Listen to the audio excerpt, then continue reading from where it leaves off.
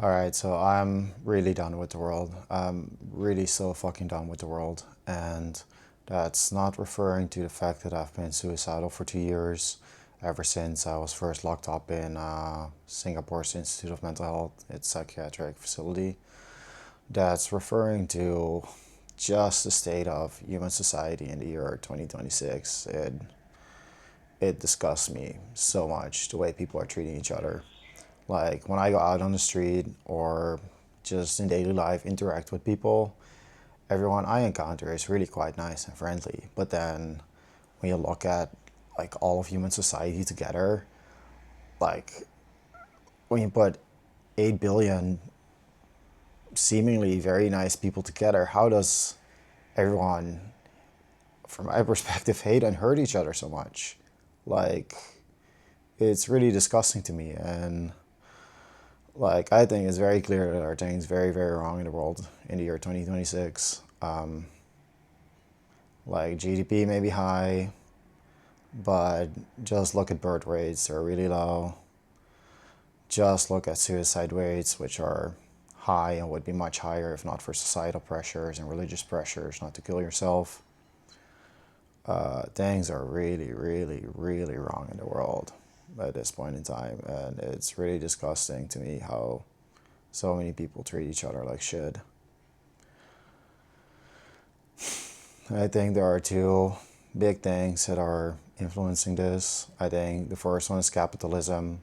A lot of people say, oh, just look at how little we had in like materialistically, and then came capitalism, and look how much we have materially now. But if you look fundamentally at what capitalism is, the system is absolute trash.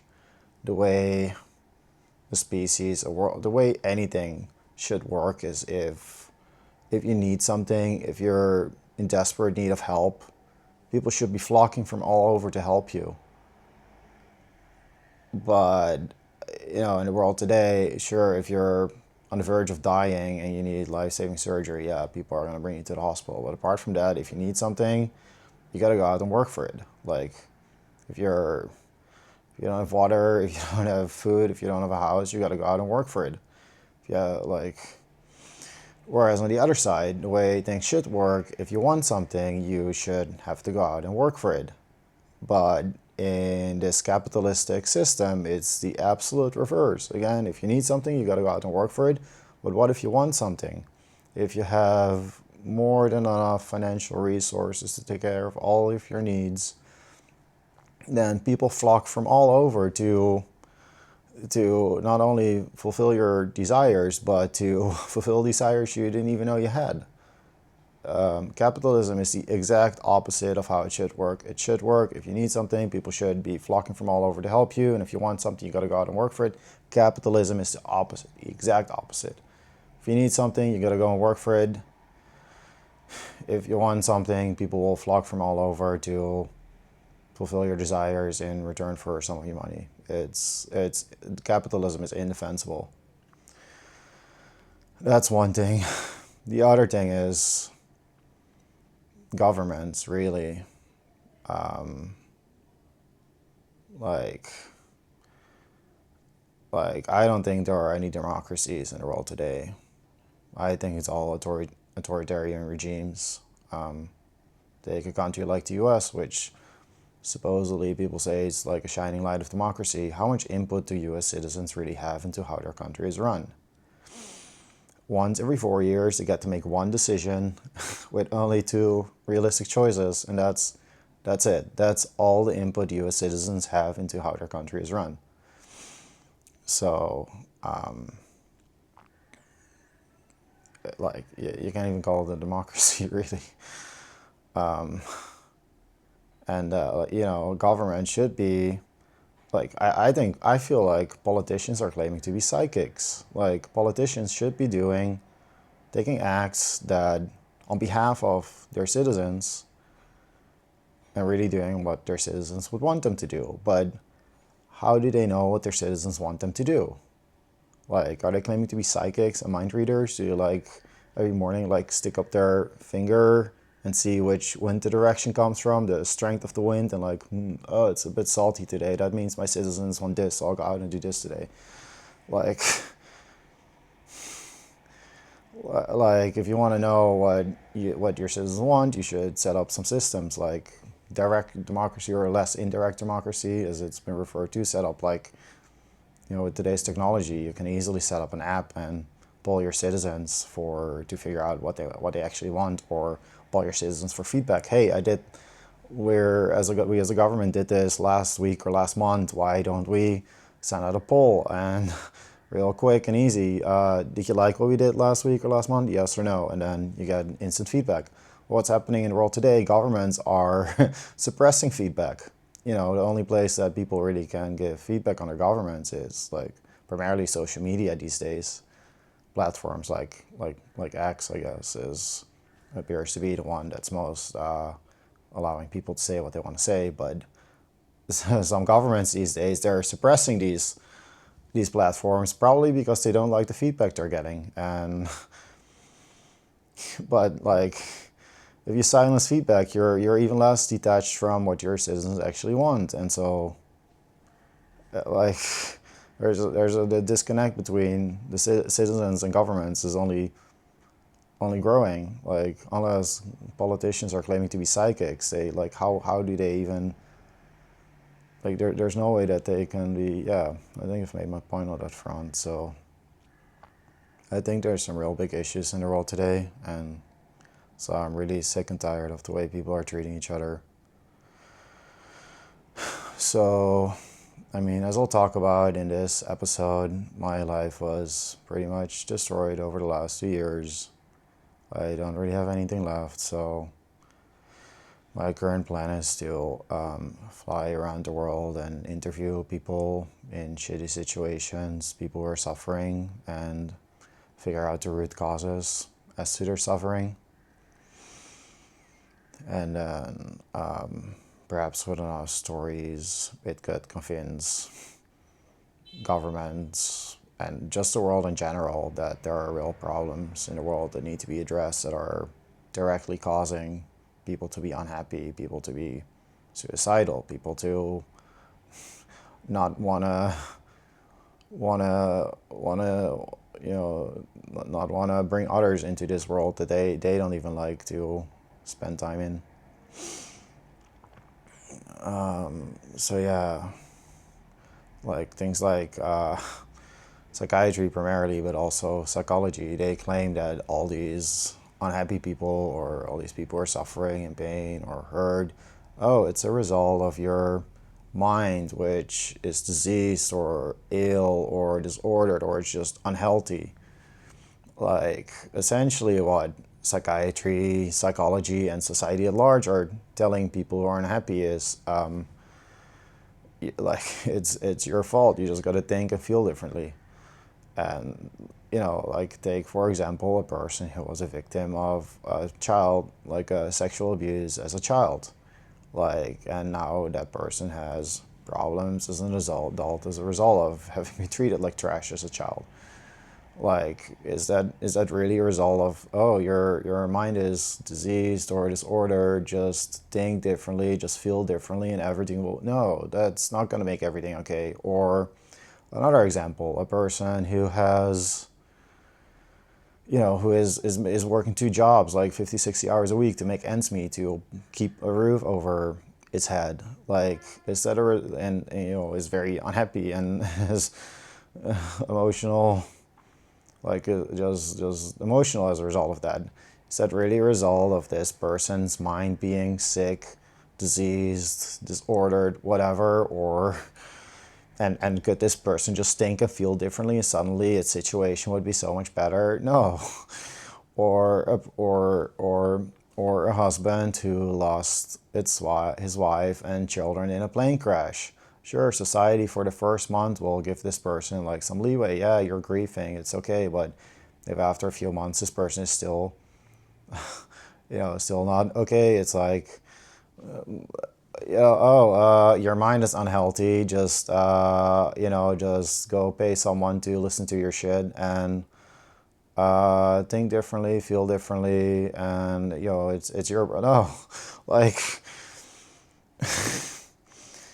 like are people really this dumb that they believe this shit, or I don't know. Either way, my hope is that by first sharing my own story, because it's polite to go first, but sharing enough stories of people who are in shitty situations, who are suffering, and presenting, what they see as the causes for their suffering in shitty situations. My hope is that over time people will start to understand that pain, hurt, and suffering are not some sort of mystical black box.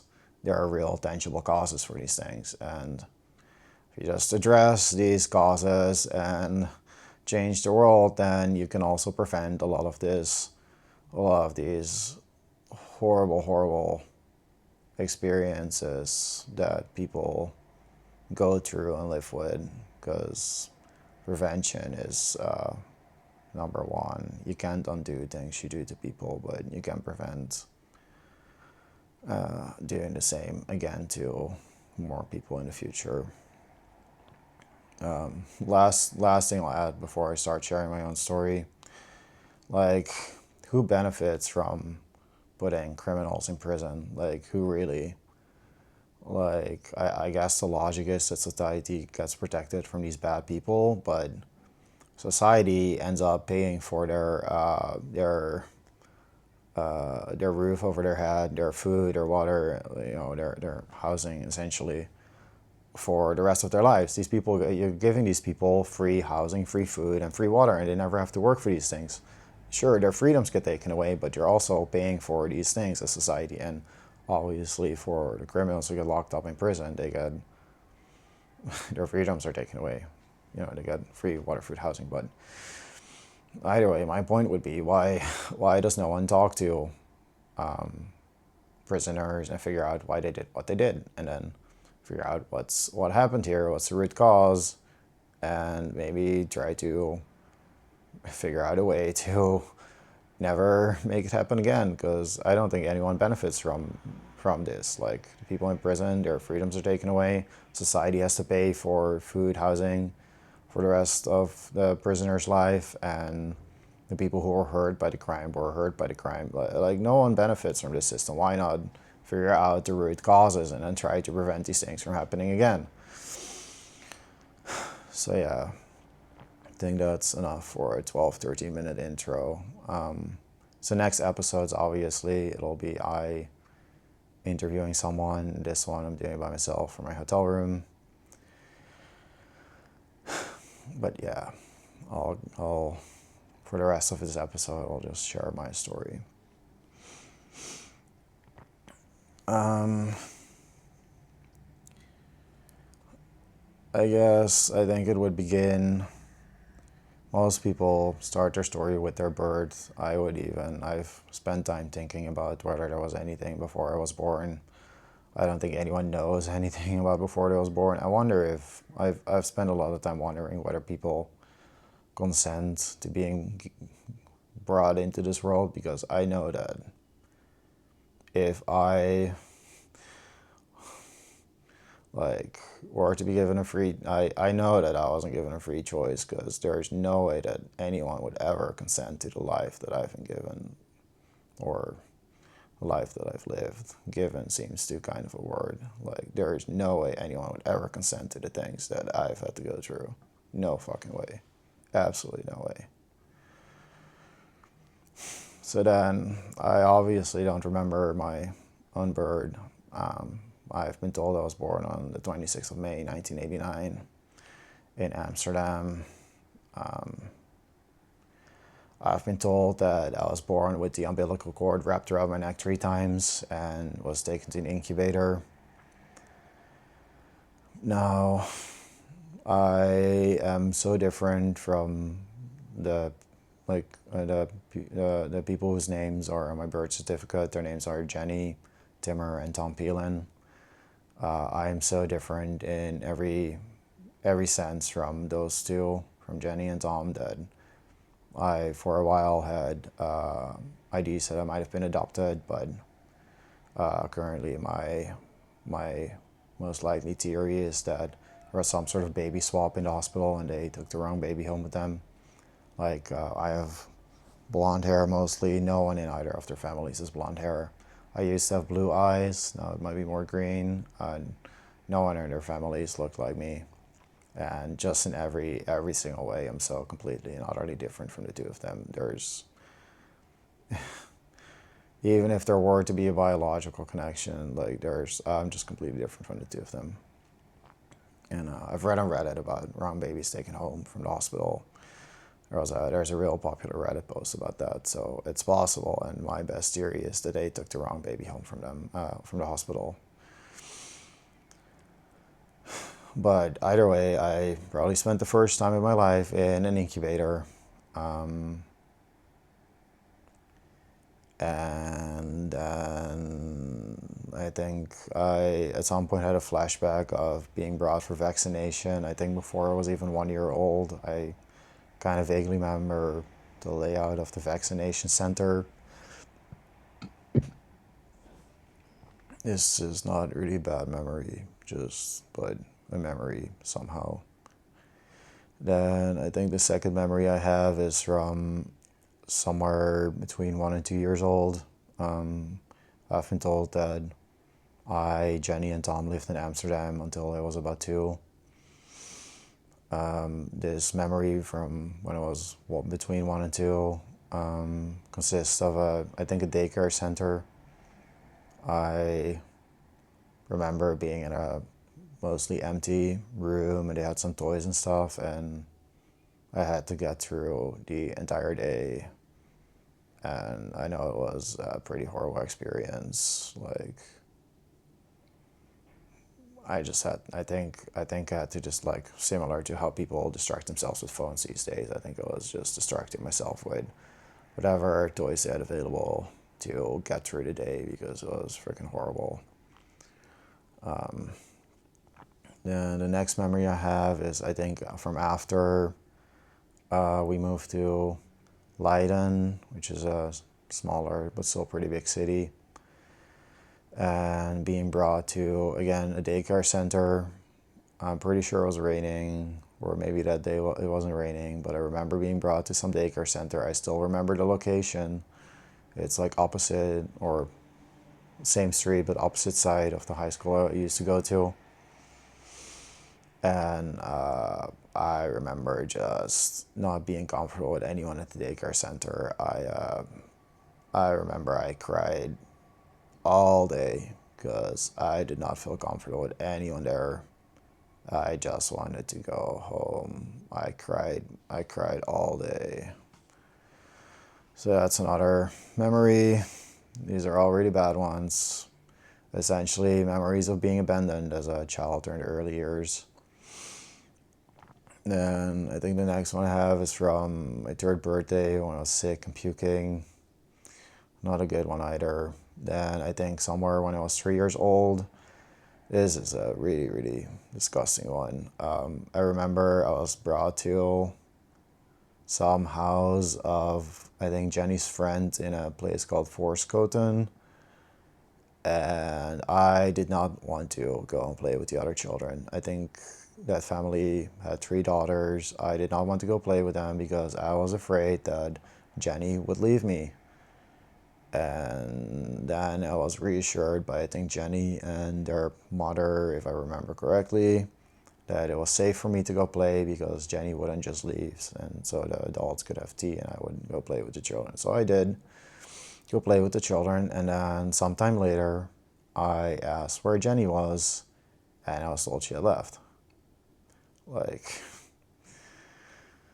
yeah, I don't really know what to say about that, but and to the best of my knowledge, I was made to stay there overnight.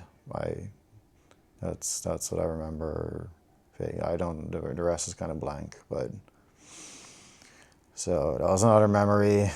Then I think the next one is my first day of elementary school, and this one, like the other ones are still that I shared so far, they're still vaguer because I was young, and so maybe my memory wasn't as developed yet, so they're a little vaguer. But the next one, I'm 100% sure that I do not misremember one bit of it. This is my first day of elementary school. This school called Elkerleken Leiderdorp.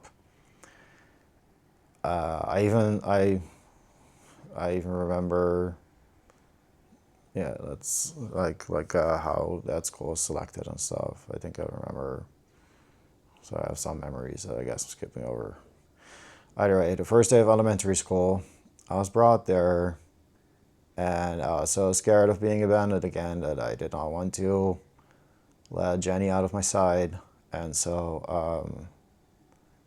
I remember that I was distracted so that Jenny could go and leave. And as soon as I found out and I saw her leaving, I started crying and started to try and run after her and like essentially deceived and distracted so that she could leave.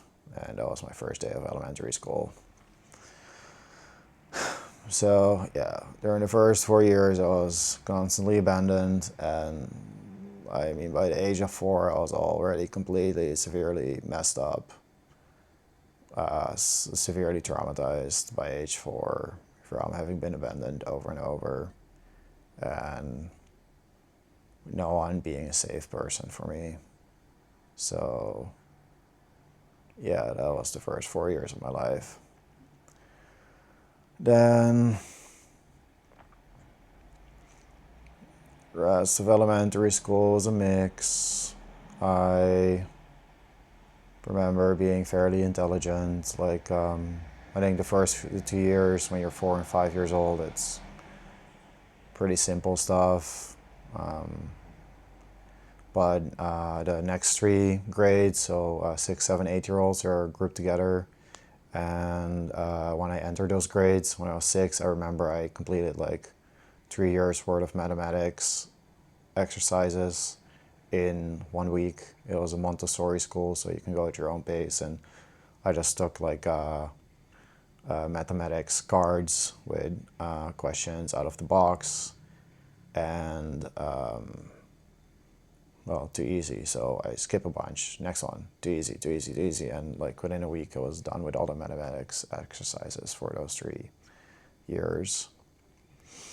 I think the second year at age 7, I was playing games by myself in the hallway because the teachers had to keep me busy somehow.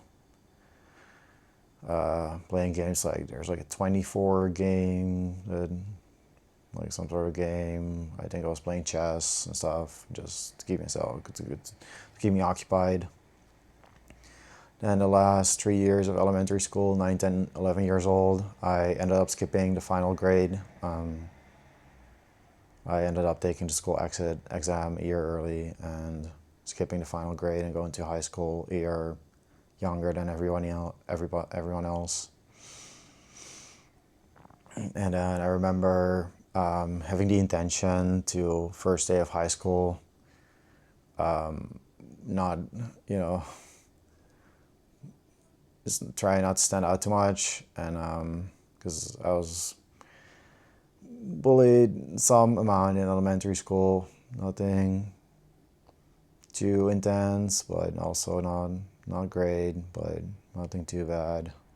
I remember the people who ended up being my friends in high school, they scammed me with like a Pokemon card and stuff, so that wasn't very nice, and other stuff. But elementary school was manageable, I think. But when I went to high school, I vividly remember I had the intention to not act up too much and try not to be a target, but then I forgot. So I just was myself during the first few days of introduction and stuff, and I guess being myself, and I was pretty overweight due to Tom's terrible eating habits is, I think, the reason for that.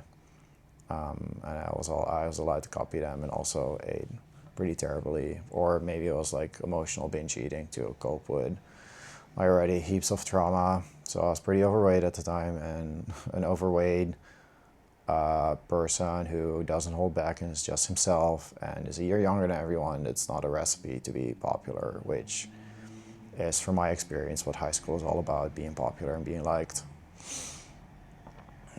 Not too different from human society these days, if you ask me, but either way, those first year of high school was pretty rough as well. I don't think I had any friends at first year, just bullied a lot, and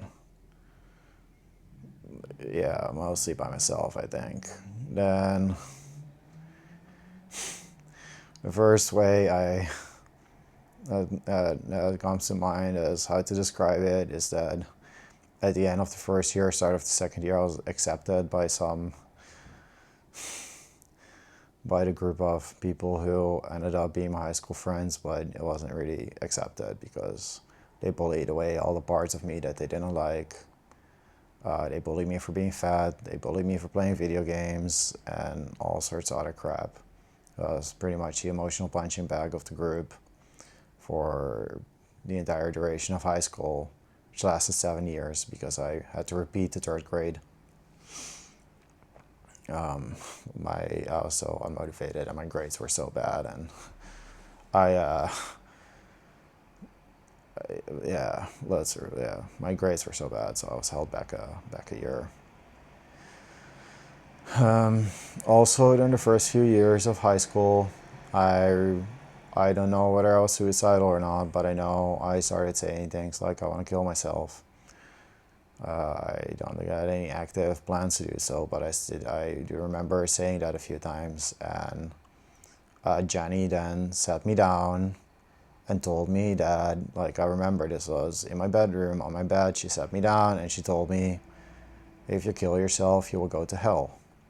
Because, Jenny is a Christian and Tom was miraculously converted upon my birth. And Jenny sat me down and told me if I kill myself, I will go to hell. And at the time, I remember after she left thinking, if such a God exists that sends towards suffering souls to hell, I will make it my life mission to destroy such an evil piece of trash, because what the fucking fuck? Or suffering souls to hell? Like, you can't make that shit up. That's not a god. That's like, even the devil isn't that bad of a person. Like, like I can't even fucking imagine that such an evil creature exists. But Jenny told me it does, and then yeah, can't imagine that such an evil creature exists. But according to Jenny, it does. And then obviously, from later, many decades later, I realized that that's a completely fucked up thing to say to a potentially suicidal teenager. Yeah, like, I don't even know what to say about it. I think everyone hopefully realized that that's completely fucked up. Completely fucked up. So yeah, high school was not a good time. Like, the friends I had were severely emotionally and at times even physically abusive. Things at home were not the best either. I mostly just spent time playing video games in my room by myself as an escape from everything. And I got bullied at school for playing those video games and trying to escape from all the crap. So yeah, because yeah, at the time I thought I had had a pretty good childhood because on the surface there wasn't anything particularly wrong, and I hadn't really come to realize that what you can see above the surface isn't always the same as below the surface. Like, I wasn't smart enough at the time to realize that it was completely fucked up from Jenny to say that I would go to hell if I killed myself. I didn't really understand how the constant abandonment during the first 4 years of my life was affecting me. So yeah. Then when I went to university at the age of 18, I mean, at the time I would have just said I went to university in Enschede on the other side of the country. Now looking back, there must be some sort of connection between my terrible childhood and I happening to end up studying on the other side of the country. Like, I know that where it happened is like some sort of conference for universities to recruit potential students, and I ended up just getting a good vibe from that university. I don't know how, why, but I believe there must be some connection between I literally going to that university far away and terrible, terrible situation at home. So then I moved to Enschede. I ended up living with a few others and I had my own room, but shared house, I guess, share common areas for the most part. I had my own bathroom. Not everyone did. I remember, I'm pretty sure I was within a week, maybe even within a month. Like, I think I was laying in bed and I was imagining like Jenny and Tom dying. Just came up, and I was like wondering how I would feel if that happened, and I kind of realized, or not so much realized, but I thought that if they were to die, that it wouldn't really bother me, or it wouldn't really affect me. I was like, okay. At the time, I didn't think that much of it, but now I understand much better. I understand that I was treated like complete trash by the two of them, and I had no connection with them, so I logically wouldn't have given a shit if they had died. It's just natural. If you treat someone like trash, they're not gonna give a shit when you die. So yeah, in university, I had played a little bit of poker with those high school friends, like before going out drinking. The Netherlands legal drinking age used to be 16, might be 18 now, I'm not sure. And I really like poker, so I started playing poker for fun as a hobby online.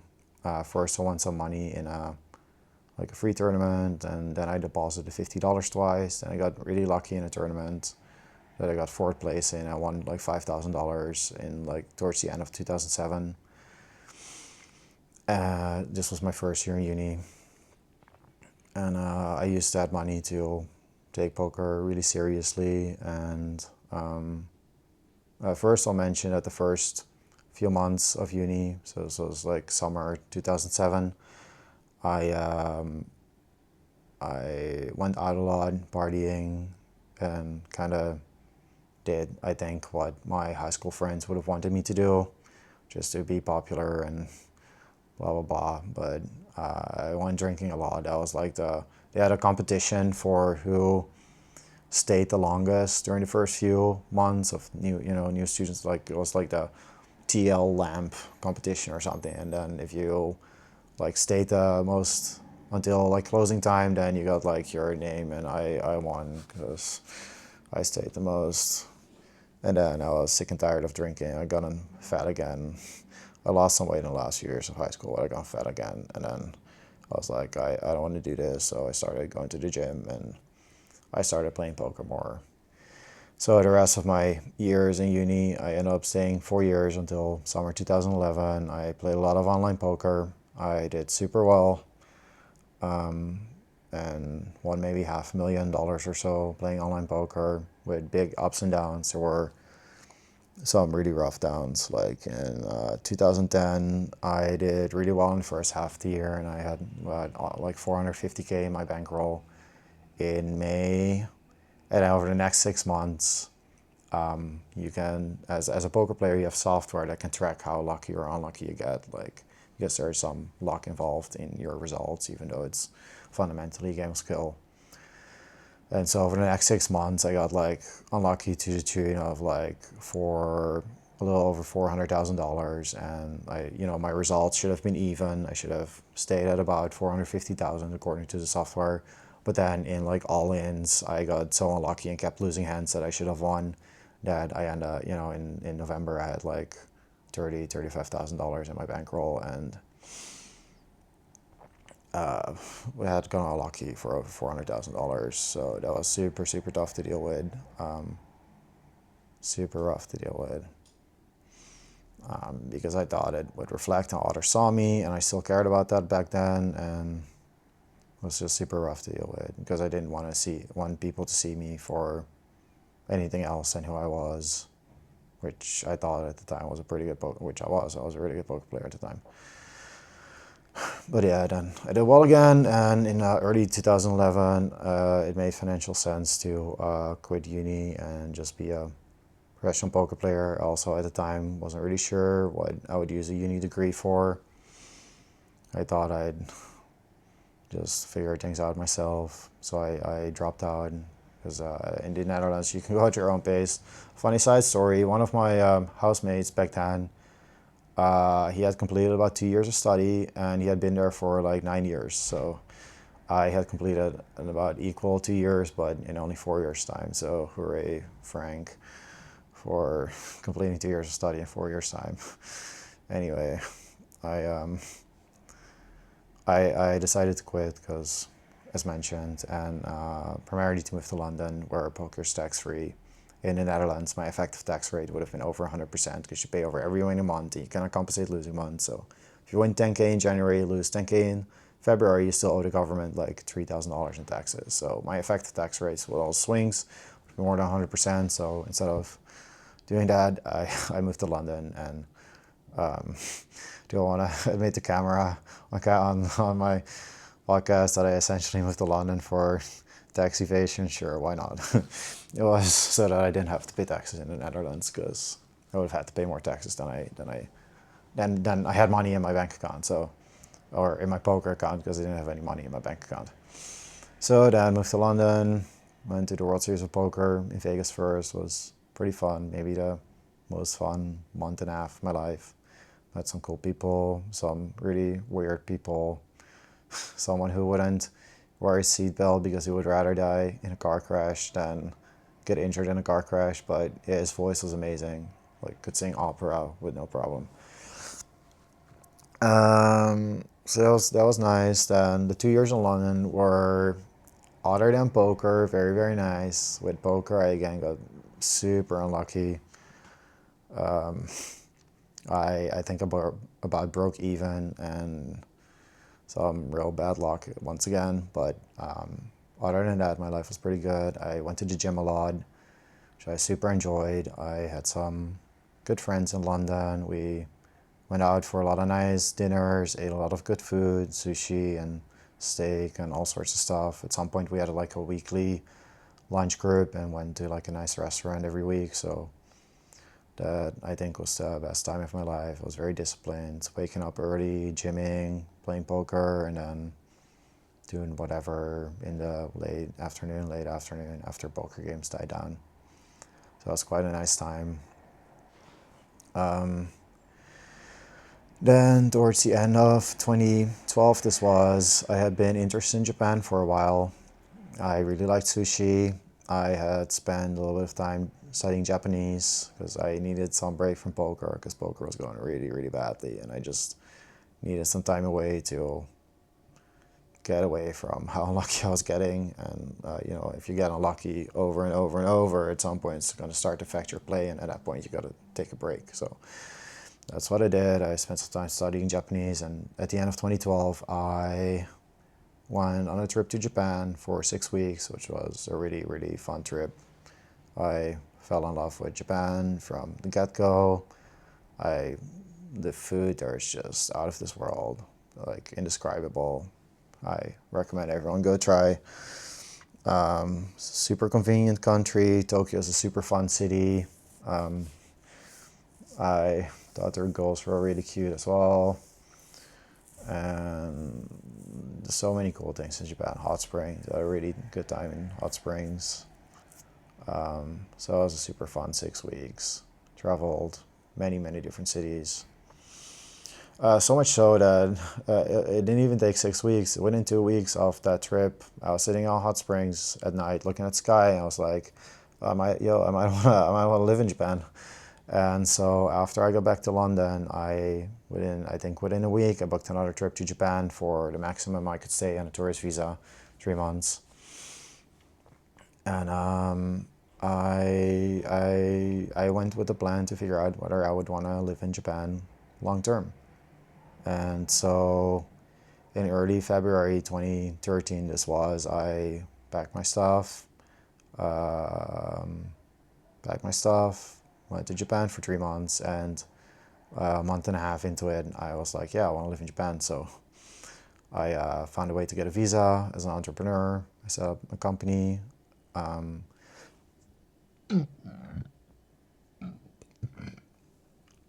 and I moved to Japan in the summer of 2013. So um, yeah, and then I was still playing poker. Sort of at the time, I was really busy traveling and studying Japanese, so I hadn't had time to play much. But when I moved to Japan, I had to set up the company to be able to stay there on a visa. But I had a friend in the U.S. His name was Travis, who had taught me a lot about fitness, and who had become an entrepreneur, and who had kind of got me, and just seeing him had made me interested in being an entrepreneur as well. So I was like, over time, more and more getting curious about actually trying that for real. So I have a company already, so I might as well. And there were a lot of products in like the language learning industry that I didn't think were very good. So I decided to create a language exchange application, because language exchange is when you, like for example, I speak English and you speak Japanese, and I want to learn Japanese or practice Japanese, and we can speak, and you as a Japanese speaking person want to practice English, we can talk English and Japanese with each other and get free practice.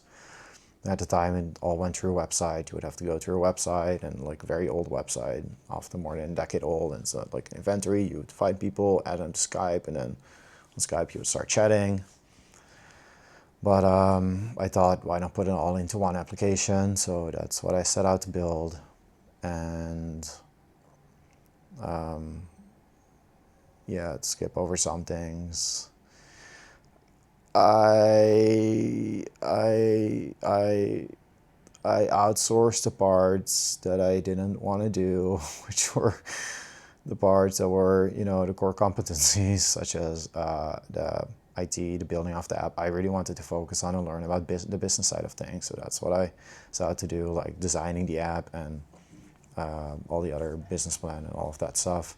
And I first outsourced and eventually hired 2 developers to build the app, but that all did not go well at all. The outsourcing company, according to the 2 developers I hired, completely built a complete trash app, and there were a lot of bugs that just couldn't be removed. And they said once I looked at the code within a week, they were like, my own developers were like, yo, can we please rebuild this, because it's a pile of trash, and like we can't finish it now, but in the long term it's going to be better to rebuild it from scratch, because the code base is such a mess.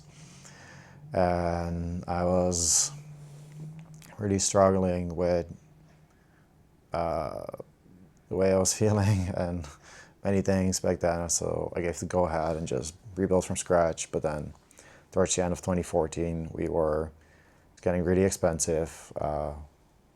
We're kind of running, I mean, I still had money to fund it, but that, and there was so much going on towards the end of 2014. I kind of pulled the plug because, yeah, there's more details in my autobiography on my blog, but I pulled the plug on that business venture.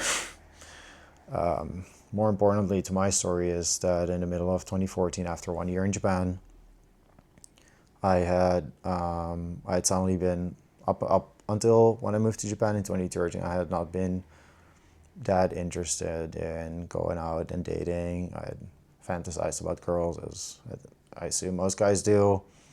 I watched a lot of Korean movies, K-dramas in London. It was like, oh, this must be nice, but I never really got on the urge to go out and actually date, because I was in London pretty happy with my life. But then in Japan, it was like, felt very lonely at times, and I was like, hey, it'd be really nice to have a girlfriend.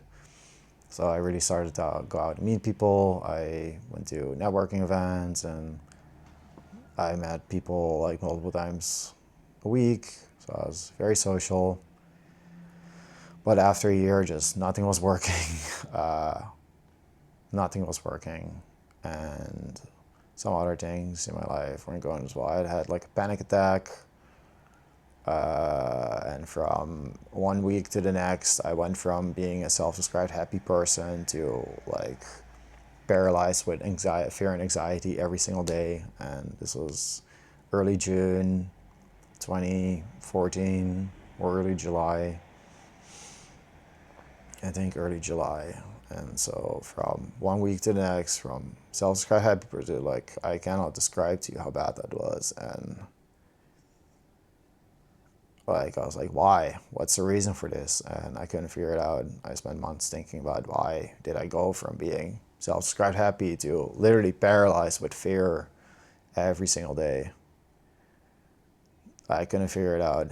I was like, what have I done differently? What caused this? I couldn't figure it out at the time. About 9 months after, in early 2015, I remember there was a cherry blossom viewing that I went to. No, this was a year after. No, early 2015.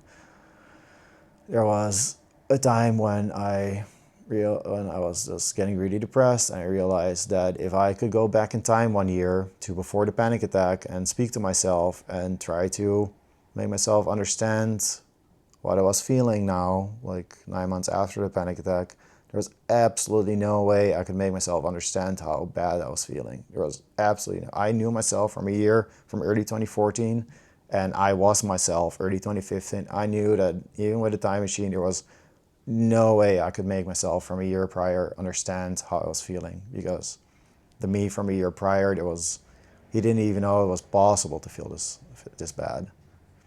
And that actually helped me become far more empathetic, because it helped me understand that it's a really dumb idea to assume to know how other people feel, because I come to understand, hey, I didn't even know it's possible to feel this bad, and now I actually feel this bad. There's no way to make myself from a year prior understand. So I was like, yeah, it helped me understand that it's a really bad idea to assume to know how other people feel, because you just can't know. And then I really upped my dating efforts in 2015, 2016, because I thought it would help me really feel better to find a girlfriend. So I did lots of stuff I didn't really like to do, but just to try different things to find a girlfriend. I started talking to girls on the streets, in trains, went to a lot of parties, which I didn't like because I hadn't drank alcohol already for 3 years back then. I haven't drank since 2012. So I went to lots of parties, talked to girls everywhere. I was getting nothing but rejection. I was getting like dozens of rejections every single week. Like no matter what I tried, it was. And so I was like, logically, naturally, it seems likely that I'm the problem here, because I'm the one getting rejected all the time, over and over, every single week. So I started reading books as well. There's one really great book I can recommend everyone, Mark Manson's How to Attract Models, How to Attract Women Through Honesty. It's just a book about fundamentally, it's a book about communication. Really good book. And other things, some I vibe with less than others. Simple Pickup is another YouTube channel that I watched at the time. I didn't vibe with it as much, but still was motivation. Anyway, none of it was working. And then in May of 2016, I vividly remember there was a party I went to. I went up to talk to two Japanese girls, and I just introduced myself. My Japanese was pretty much fluent at the time. I just introduced myself. It was fluent for all intents and purposes, unless super complicated topic. So I went up to these two Japanese girls.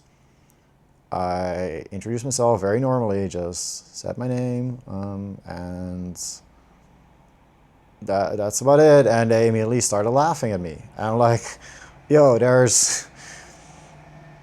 why? I asked myself why did they start laughing, and it kind of dawned on me that it probably has something to do with the fact that it wasn't Japanese. So I Googled. Turned out there were a lot of people saying that Japanese girls would not seriously consider dating a non-Japanese person. Then I checked with a person from my high school, kind of outside the friend group. His name was Nils, and he had moved to Korea. checked with him what is the situation like in Korea, and he said like, hey, it's kind of similar in Korea. So I was like, okay, uh, that's the situation here in Japan. So I was immediately like, I'm leaving Japan. I'm not gonna be happy here. So around my birthday in late May 2016, I took a trip to Singapore. So that was my number one choice out of all the places I considered. Also Hong Kong and Silicon Valley and Canada. So I took a trip to Singapore, which I had been once before, stayed for a week, and I was like, yeah, Singapore's really nice. So went back to Japan, sent all my stuff to Singapore, and a month later, in like I think it was like June 21st, 2016, I moved back. I got on a plane and moved to Singapore. And I stayed there for a year on tourist visas, trying to find a job, which was incredibly difficult as a failed entrepreneur and ex poker player, because it doesn't exactly slide into a corporate track. So I couldn't really find anything.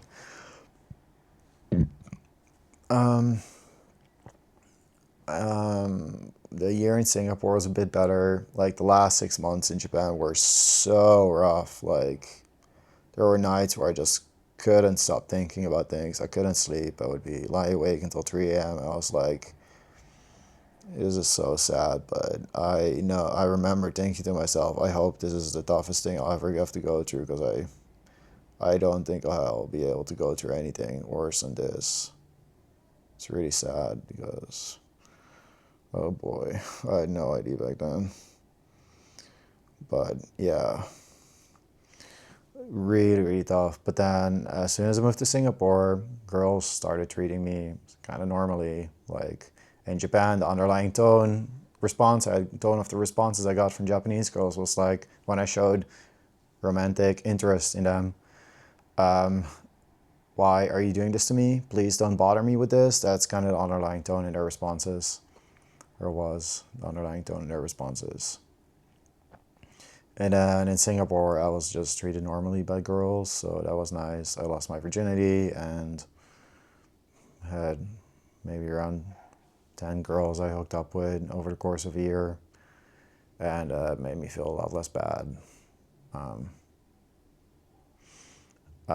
Another important detail is by the way, in Japan, when I lived in Japan, Jenny had gotten a divorce from Tom, and I had been her number one emotional support. There were weeks where I spent 3 hours on the phone with her, some weeks also 1 or 2 hours, but I spent a lot of time on the phone with her, just being her emotional support. And then in late June or early July 2017, I spoke to Jenny on the phone. I was in Singapore. It came up that I had a throat infection. She asked me how I'd gotten it. I honestly explained I got it from, I thought I got it from oral sex. And then she was like, you had sex? And yes. And then she asked with a boy or girl, which was already mind-boggling because I talked to her frequently about girls. There shouldn't have been any doubt in her mind as to my sexual orientation because I talked to her about it so frequently. And then I said, a girl, stuttered like a girl. And then immediately after, she asked me, did you pay for it? like who the fuck? That's not okay. Like, who the fuck asks that of anyone after someone confides in you that the person lost his virginity?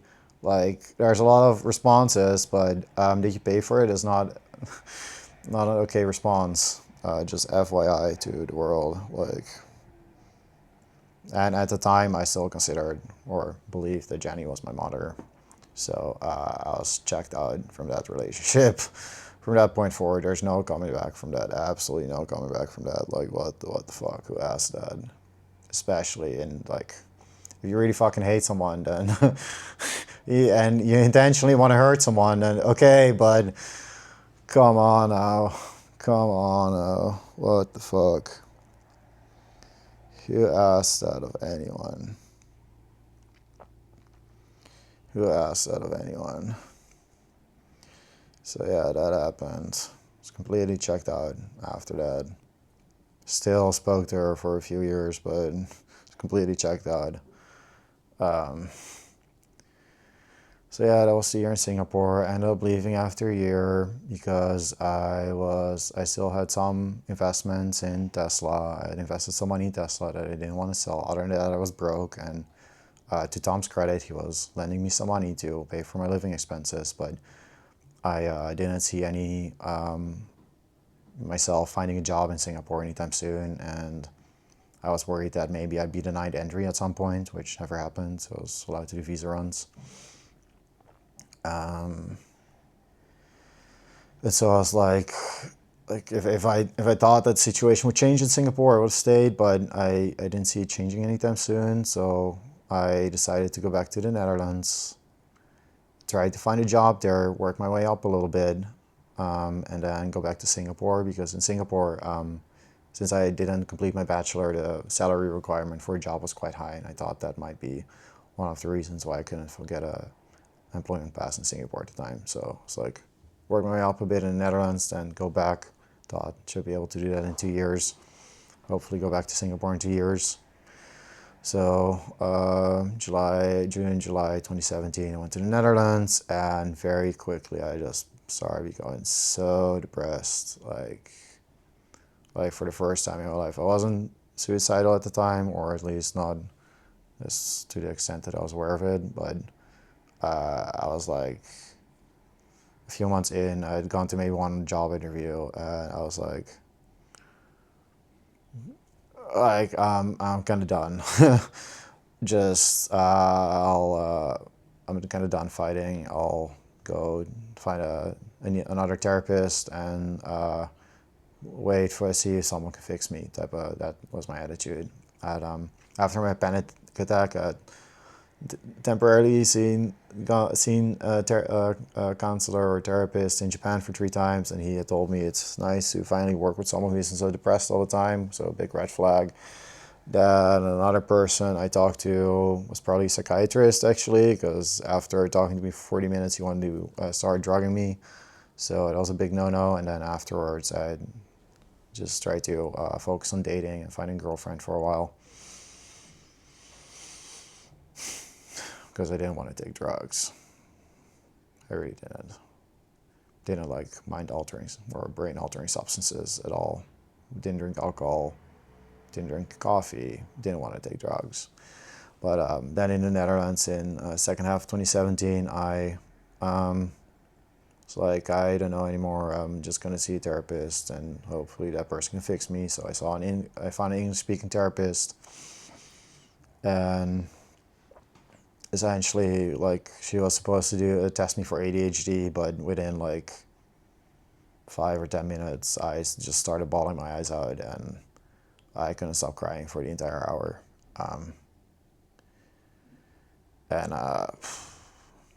Then she spoke to Jenny, and Jenny convinced her these are Jenny's IDs, not my IDs.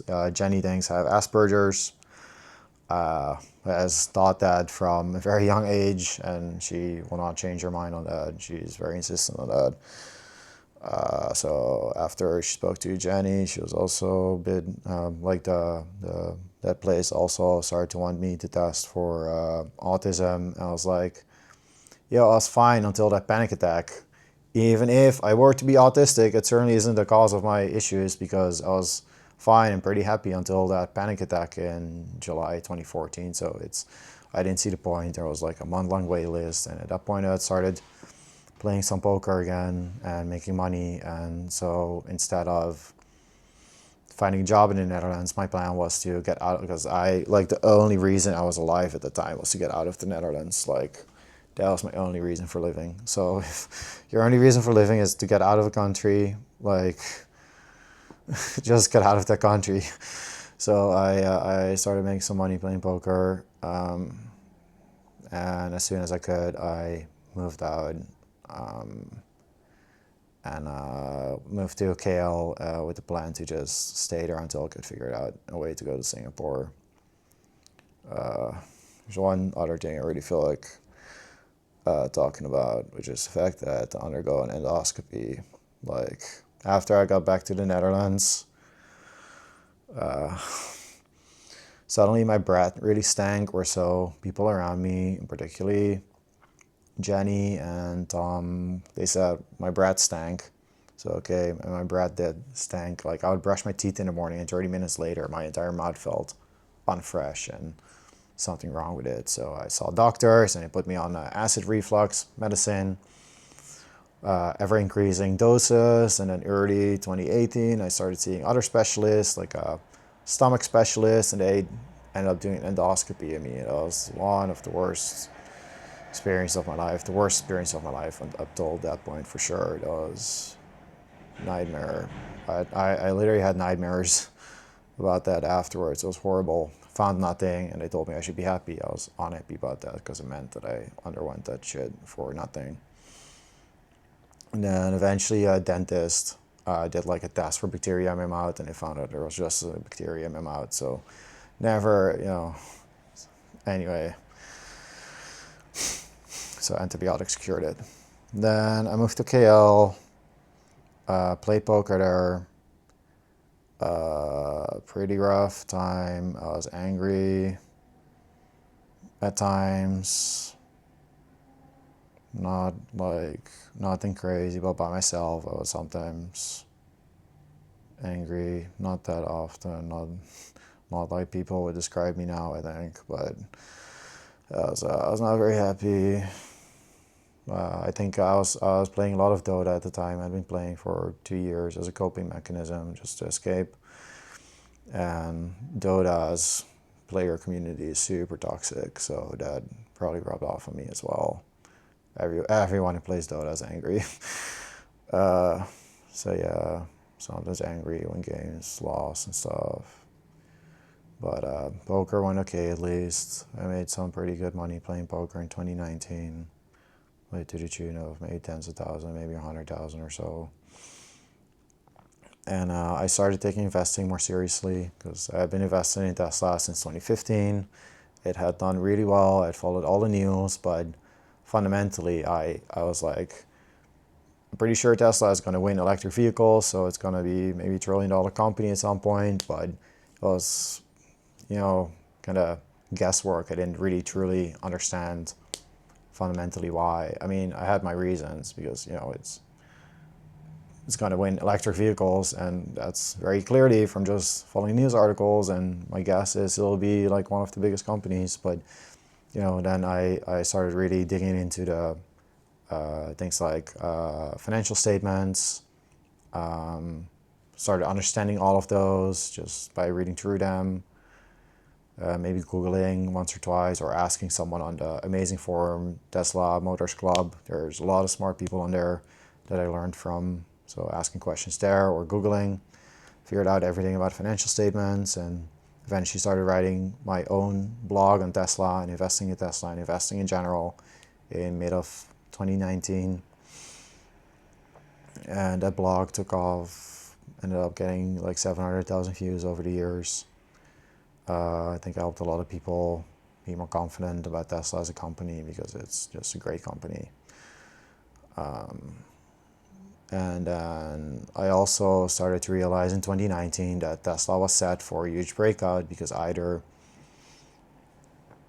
with the launch of the Model Y, it was very easy and really straightforward. It was like kind of the same vehicle as the Model 3, so it was pretty easy to predict what would happen with rollout and like financial profits as a result of that new model. What would happen to Tesla's financials, and then either one of two things was going to happen over the next few years. Either Tesla was going to be valued like a ordinary car company like Toyota, which wasn't growing, or some of those car companies were shrinking.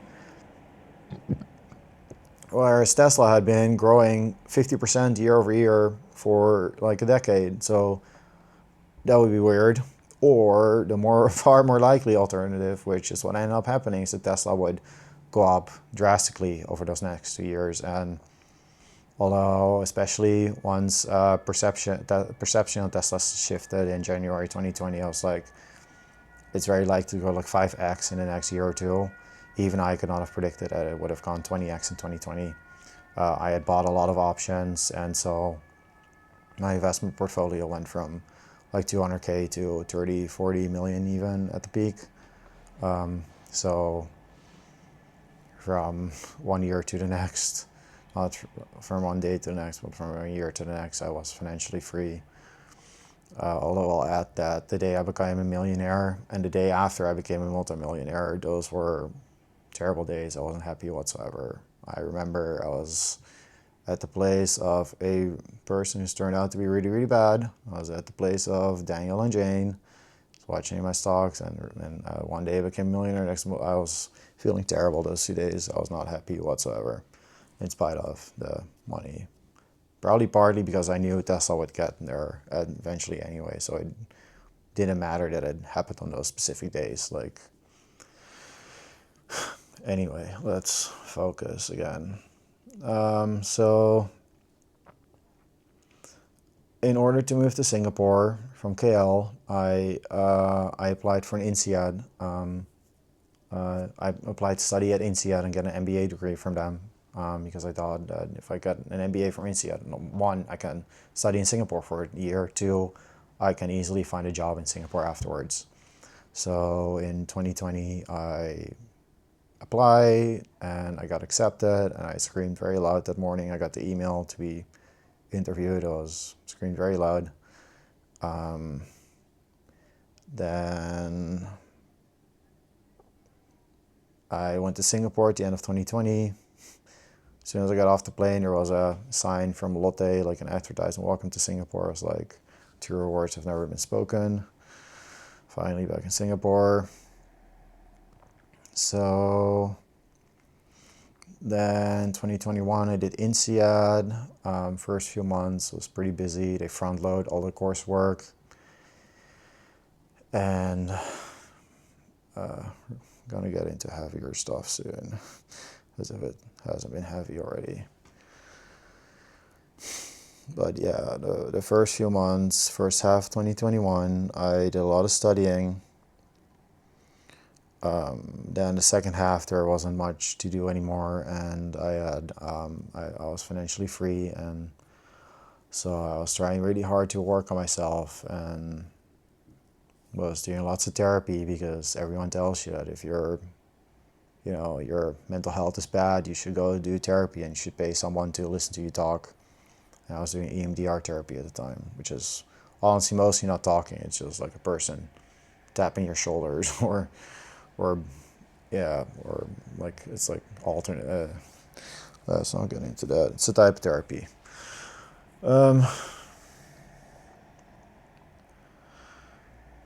Yeah, I had also met someone, like,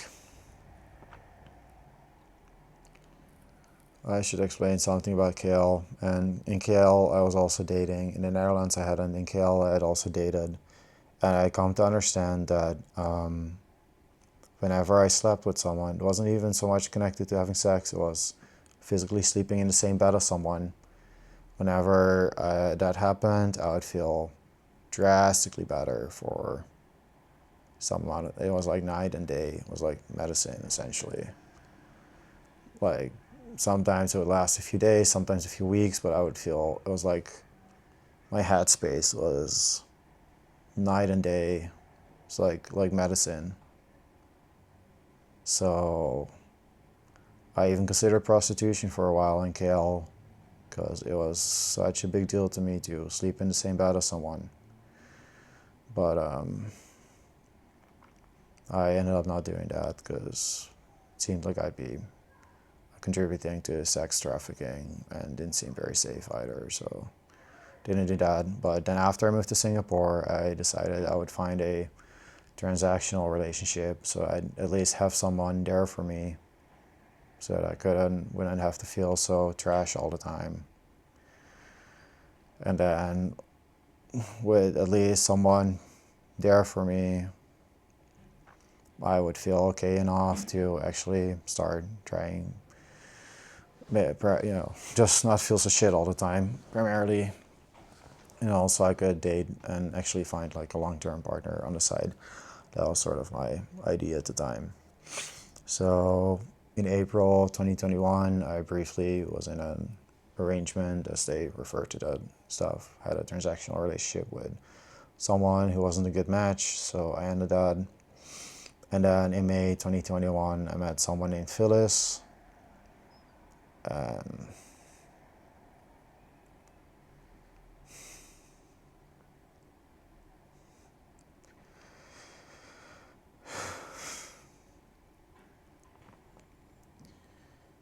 yeah,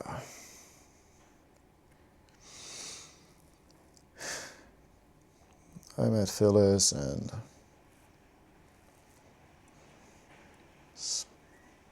was in a had a transactional relationship with her.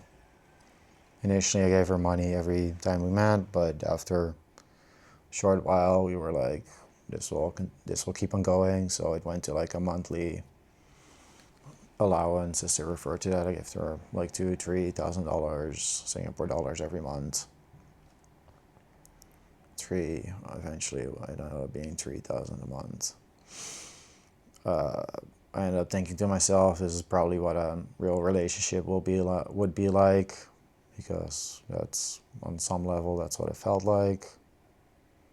And I could tell she really, like, she's the first, arguably the only, but it was the primary, like, it wouldn't be that far from the truth to say that she's the only person who ever cared about me. I could tell, because a few months after meeting me, I remember she came over and I was feeling like shit. Like, I was, I was feeling really bad, and she could tell, and she ended up crying because there was nothing she could do for me. Like,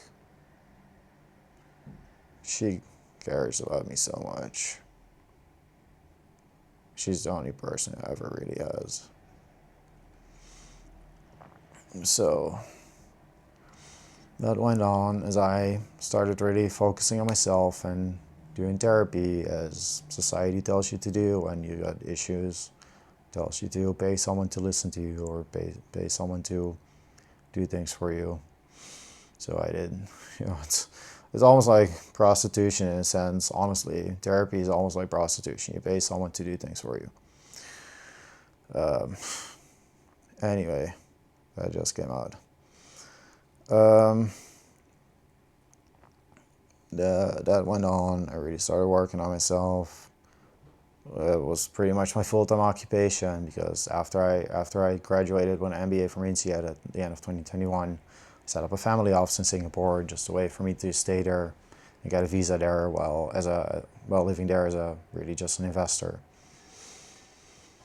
So really, to put it simply, I paid the Singapore government like $50,000 in taxes and some other fees to accounting companies and such in return for a visa. That's really, simply put, what it is. And then early 2022, I I continued to work on myself. Phyllis and I continued to see each other. She stayed over 2-3 nights a week. Some weeks she stayed over like more, but most weeks it was 2-3 nights a week.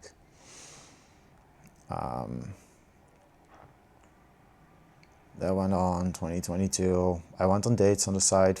I told Phyllis this at the first time we met, which was just, I guess, like a conversation to see if we would, how the transactional relationship would be structured and whether that would work. And, the first time when in transactional relationships, the first time it's just like it's not, with Phyllis, it definitely wasn't a business meeting, but it's kind of like a business meeting. You just discuss, and then from the second date onwards, you'll do more stuff. But for the very first time I met Phyllis, I was very clear. I'm just really lonely. I just need someone to be there for me. I'll be dating on the side. I don't know for how long. It might be days, weeks, months, years. And she was very okay with that. Completely understanding, completely okay. So I went on dates, and Phyllis for 2021, 2022 was completely okay with that. And she was always very interested to hear about my dates. There was even times where she was very, very, very much wanted to have a threesome with me and some other girl, and I wasn't very interested because I was so content with Phyllis. I didn't really I had pretty much stopped masturbating because I was, sorry, I don't have a filter, but I, I, yeah, I was just so content with Phyllis, really, that I didn't really see the point in chasing after things like sex or threesomes. I was just looking for a long-term partner, which at the time I didn't see in Phyllis. And it seemed like Phyllis was interested in more a few times. At times, she always verbally denied that, but at times it seemed like she wanted more. And I kind of reaffirmed to her that I didn't see her as a long-term partner, which I now know I was dumb.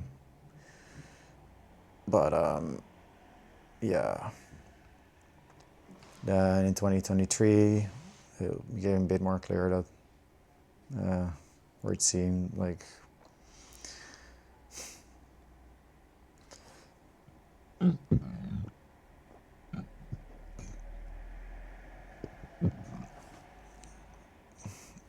yeah, things more or less went on in 2023. Again, I continued to work super hard on myself, focus on therapy full time, meditating pretty much, and digging into my feelings and trying to understand myself better. And then 2-3 days a week, I would spend time with Phyllis and just do nothing but spend time with Phyllis and recuperate with her from digging into all my shit during the other 3-4 days. And then in October of 2023, I ended the transactional part of the relationship. I was like, I don't think I need it anymore. And I just, yeah, become really constricting. Like, I just felt like I didn't want to be in a transactional relationship anymore. So Phyllis and I talked about that, and for a few weeks like for 3 weeks, I think, we didn't see each other, but then we started seeing each other again, with no other changes other than no transactional part. And Phyllis struggled for a little bit, I think, with what other people thought of her. Like, it was like, now there's neither no financial compensation nor promise of a long-term relationship, and so she struggled with that a little bit. But eventually she just continued seeing me anyway. And once or twice I continued to tell her that I didn't see her as a long-term life partner, even though I said, you mean the world to me, but I didn't see her as a long-term life partner. So I communicated both of those things. I communicated to her how much she means to me, but also that, yeah, at some point I told her, you'll always be at least the second most important person to me. Which now I know there will never be anyone more important to me than her, but that's what I said back then. Then, especially in early 2024, I really, really, really dug down into my feelings and really went hardcore on meditation and healing myself. And in those months, I started having ever increasing early flashbacks from earlier portions of my life. So that's when I had the flashback. I remembered the first day of elementary school, but that's when I had the other flashbacks I shared about earlier, of like being left by friends of Jenny, and I even, so this is what it all culminated into in I think it was April 10th or 12th, somewhere around there. I think the second weekend of April 2024, I had a brief flashback of my own birds. Whether it was emotional or I had some visual features, but maybe it was mostly an emotional flashback, I don't know. But what I experienced was being taken away from the person who brought me into this world, and then into a hallway with light, and presumably to be taken to an incubator. And after that, I felt really, really scared, but also freer than I had ever felt. And I felt like I'd healed from my core trauma. And yeah, but also incredibly frightened. I thought it would take me months to get to any sort of normalcy, but It ended up only taking a few weeks before I was sort of able to be semi-normal again and go outside. And I think after a week I went outside, and like after maybe a week and a half or 2.5 weeks, I felt ready to sign up for a dating app again, because I hadn't been on a date for like a real date for like half a year. It's like November or early December, somewhere there. And yeah, then at the end of April, I was set to go out on a date with someone that was most likely going to be some sort of hookup, and I had sex with anyone but Phyllis for like 3 years. And as I am about to get into the Grab, into the taxi, I felt so incredibly wrong that I immediately stole, like before the car left the drive, I was like, stop, I'm getting out. I went back up to my apartment. I cried for like an hour, and I made a list of the 30 things I like most about Phyllis. And then I showed up with a rose to her workplace the day after to ask her to make a serious long-term relationship work between us.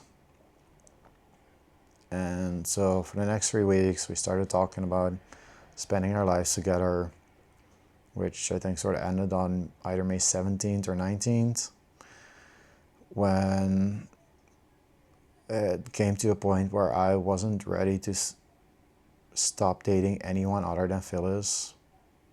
I wanted to spend or work, make this relationship with Phyllis work and do my best for that, but I wasn't completely ready to completely swear off dating other people at that point in time. And I felt as though I had to. And so that's what we were talking about that day. And then there are various other details that I won't share because I don't know, I feel like I don't have Phyllis's consent. I'm already sharing a lot of things about Phyllis that I don't have her consent to share. So I'll skip over various details. But then Phyllis confided in me that she had been suicidal for a year and a half. And I didn't really know how to respond. We were sitting on my bed. I didn't really know how to respond. So I guess I didn't really respond that much, because maybe somehow I thought or felt, or on some subconscious level, I thought that maybe it's better, or I decided that no response would be better or less, or would be the way to go over a bad response. So I didn't respond initially, just listened and heard. And then we were sitting in the living room a little while later, and then I told her that even if we don't talk for days, weeks, months, years, even decades, it doesn't matter. I will be there for you no matter what. I told her that. And then a little while later, I guess she responded as we were walking down the escalators to go buy ingredients to bake brownies. She told me that knowing herself, she won't reach out when she needs help. So then we had a really nice afternoon, which was sort of somehow supposed to be our last afternoon together, I think. I don't know, we never spoke about that, but then then about a week or so after this, I kind of put two and two together, or like I put together that she had not only told me that she had been suicidal for a year and a half, she told me that knowing herself, she won't reach out when she needs help. And both of these are dangerous independently, but when you put those two together, it's like, it means that Phyllis could have communicated to me that she might kill herself at any point in time, and no one would find out. Like, she only confided this in me after knowing me for 3 years and after feeling incredibly safe and secure with me. And I was the only person she felt comfortable enough, safe enough with to share these things with, because she also told me that she had never told anyone else about her suicidality. So, yeah, so that really frightened me, and from that point onwards, perhaps still to this day, but certainly for a while, from that point onward, my sole focus became Phyllis's well-being. Like, nothing else mattered to me. Nothing else mattered. So the second week after, I started sending her some gifts. It had been my birthday, but I sent her some gifts, like a plant and like a gratitude book and like 2 other things. Get a self-gift voucher and a hotel voucher, something like that. And then I sent her again some text message. I don't remember the details. But then in early June, she came over to my place. And now we're getting into the really heavy stuff. Like, the first thing I still remember is us lying on my couch together and she being like silent, like really quiet. And then the next few hours, I think we may have cooked food, but I don't remember. My memory from the next few hours is blank. The next thing I remember is I walking away from her. We were on the couch, I assume, but I walking away. Phyllis walking after me, grabbing me and putting her right cheek to my right cheek. And then I experienced something that I would best describe as seeing the universe. That's the best description. I don't know what happened, but that's my description of it. Then we sat back down on the couch and she said a few things to me. One thing is like, this has to happen tonight. Another is, why won't you open up to me? And the most scary thing she told me is, it's not your fault and please remember me.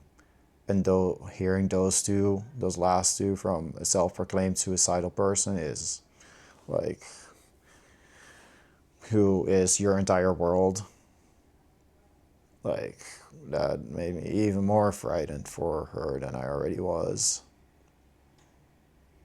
Like, it's not your fault and please remember me. That's literally, those are the words of someone who's about to freaking off themselves. So I remember that night I started having intense visions as I slept. At some point in the middle of the night, Phyllis got out of bed, and within 15 seconds, I noticed immediately, and within 15 seconds, I was like, I gotta go after her because I can't let her out of my sight. I was so afraid that she might jump off the balcony, so I walked after her to the living room because I would not leave her out of my sight. And then over the next 3-4 days, I was like floating between, like, in and out of consciousness, something like that. I could barely eat, I could barely sleep. I had visions when I did sort of sleep, all sorts of visions. It's like the time loops, like Tenet, and dreams within dreams, and other wild or visions or super intense dreams, whatever you want to call them.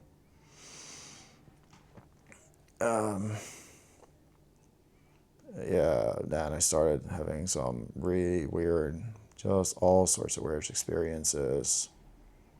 There was something, I can't go into too many details. It's going to get insane. It's going to take forever. So try to be somewhat brief because we still got 2 years to go, and these years there's a lot.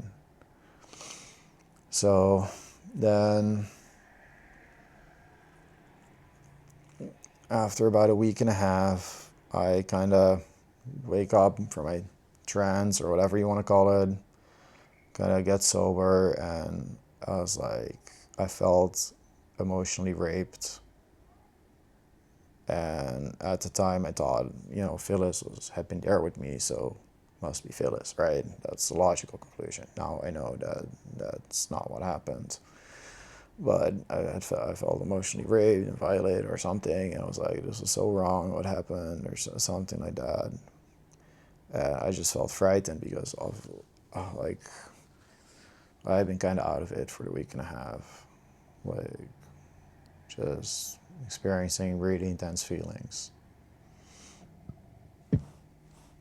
And so my response to that was to cut out two people I felt safest with, or cut off the two people I felt safest with. So I Phyllis and I kind of took a break from each other. And there was one other person whose name is Charmaine, who I talked to, whom I had met like a little more than a year prior, and I kind of stopped talking to her as well. My best guess is that any and all emotions felt so frightening to me at that point in time that I cut off anyone I felt emotionally connected to, something like that. It didn't make any sense, but it had been an insane week and a half. Lots of inexplicable stuff. Then I think over the next few weeks, throughout June, I get a little bit more chill. I had cut off Jenny and Tom and one of their children, Daphne, in early 2021, because every time I got messages from them, I just felt terrible. So I cut them off in early 2021 to be able to focus on myself, do therapy and all that, and heal.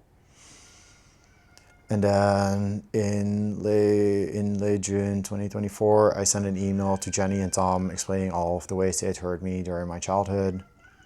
And Tom never responded, essentially indicating that he didn't give a shit about me. And Jenny, like, I offered to pay for Jenny's therapy in that email. And her response was, no matter how much you hate me, I love you. Thereby indicating that to her, honesty, communication, offering to pay for someone's therapy, that such things are hatred, and that all the freaking things that she did to me during her childhood are love, which they obviously aren't. So that response was even way worse. She just twisted around because clearly she's the one who hates me because of all the bad things she did to me, and I, at that time, still cared about her. At least I offered to pay for therapy, and I communicated with her. I was honest with her. And she turned that around. She's like, no, Frank, you hate me and I love you. Like, this fucking whore is so delusional. And evil. It's beyond words. Then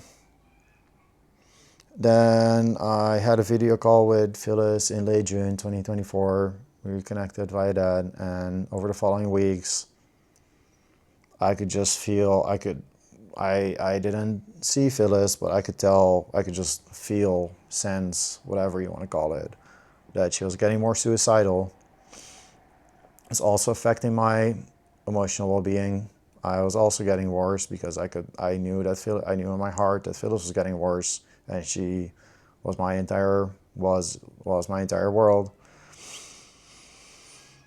And so on July 17th, she had been over to my apartment twice that week, but on July 17th, she came over again, and she showed up with 5 clear knife cut marks on each of her wrists, and that was like hardcore. Like, I believed her already, but that was like hardcore proof that she was like, she freaking made 10 knife cut marks on her wrist. I asked her about them. She wouldn't share with me. I gotta start speeding things up a little bit, I think, because I've been talking for an hour and a half.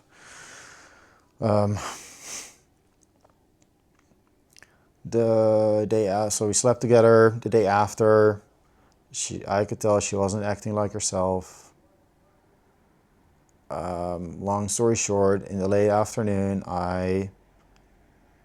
she was saying she wanted to leave, but she was so not acting like herself, and I was so frightened for her life that I kept her in my bedroom with me, in the place she felt safe as my bedroom, with the person she felt safe as me, against her verbal words for, I think, about 10 minutes it was. There's a 4-minute voice recording. She at some point recorded what was going on. There's a 4-minute voice recording of the time I kept her in my bedroom against her words. And paying attention to her vocal tonality, you can hear her alternating between being annoyed, being in love, being excited, being frustrated, being angry / stern, and all sorts of other emotions. So there is something going on. I tried my best to calm her down. At some point, she opened the balcony doors, which we had never opened in 2 years of me / us living there.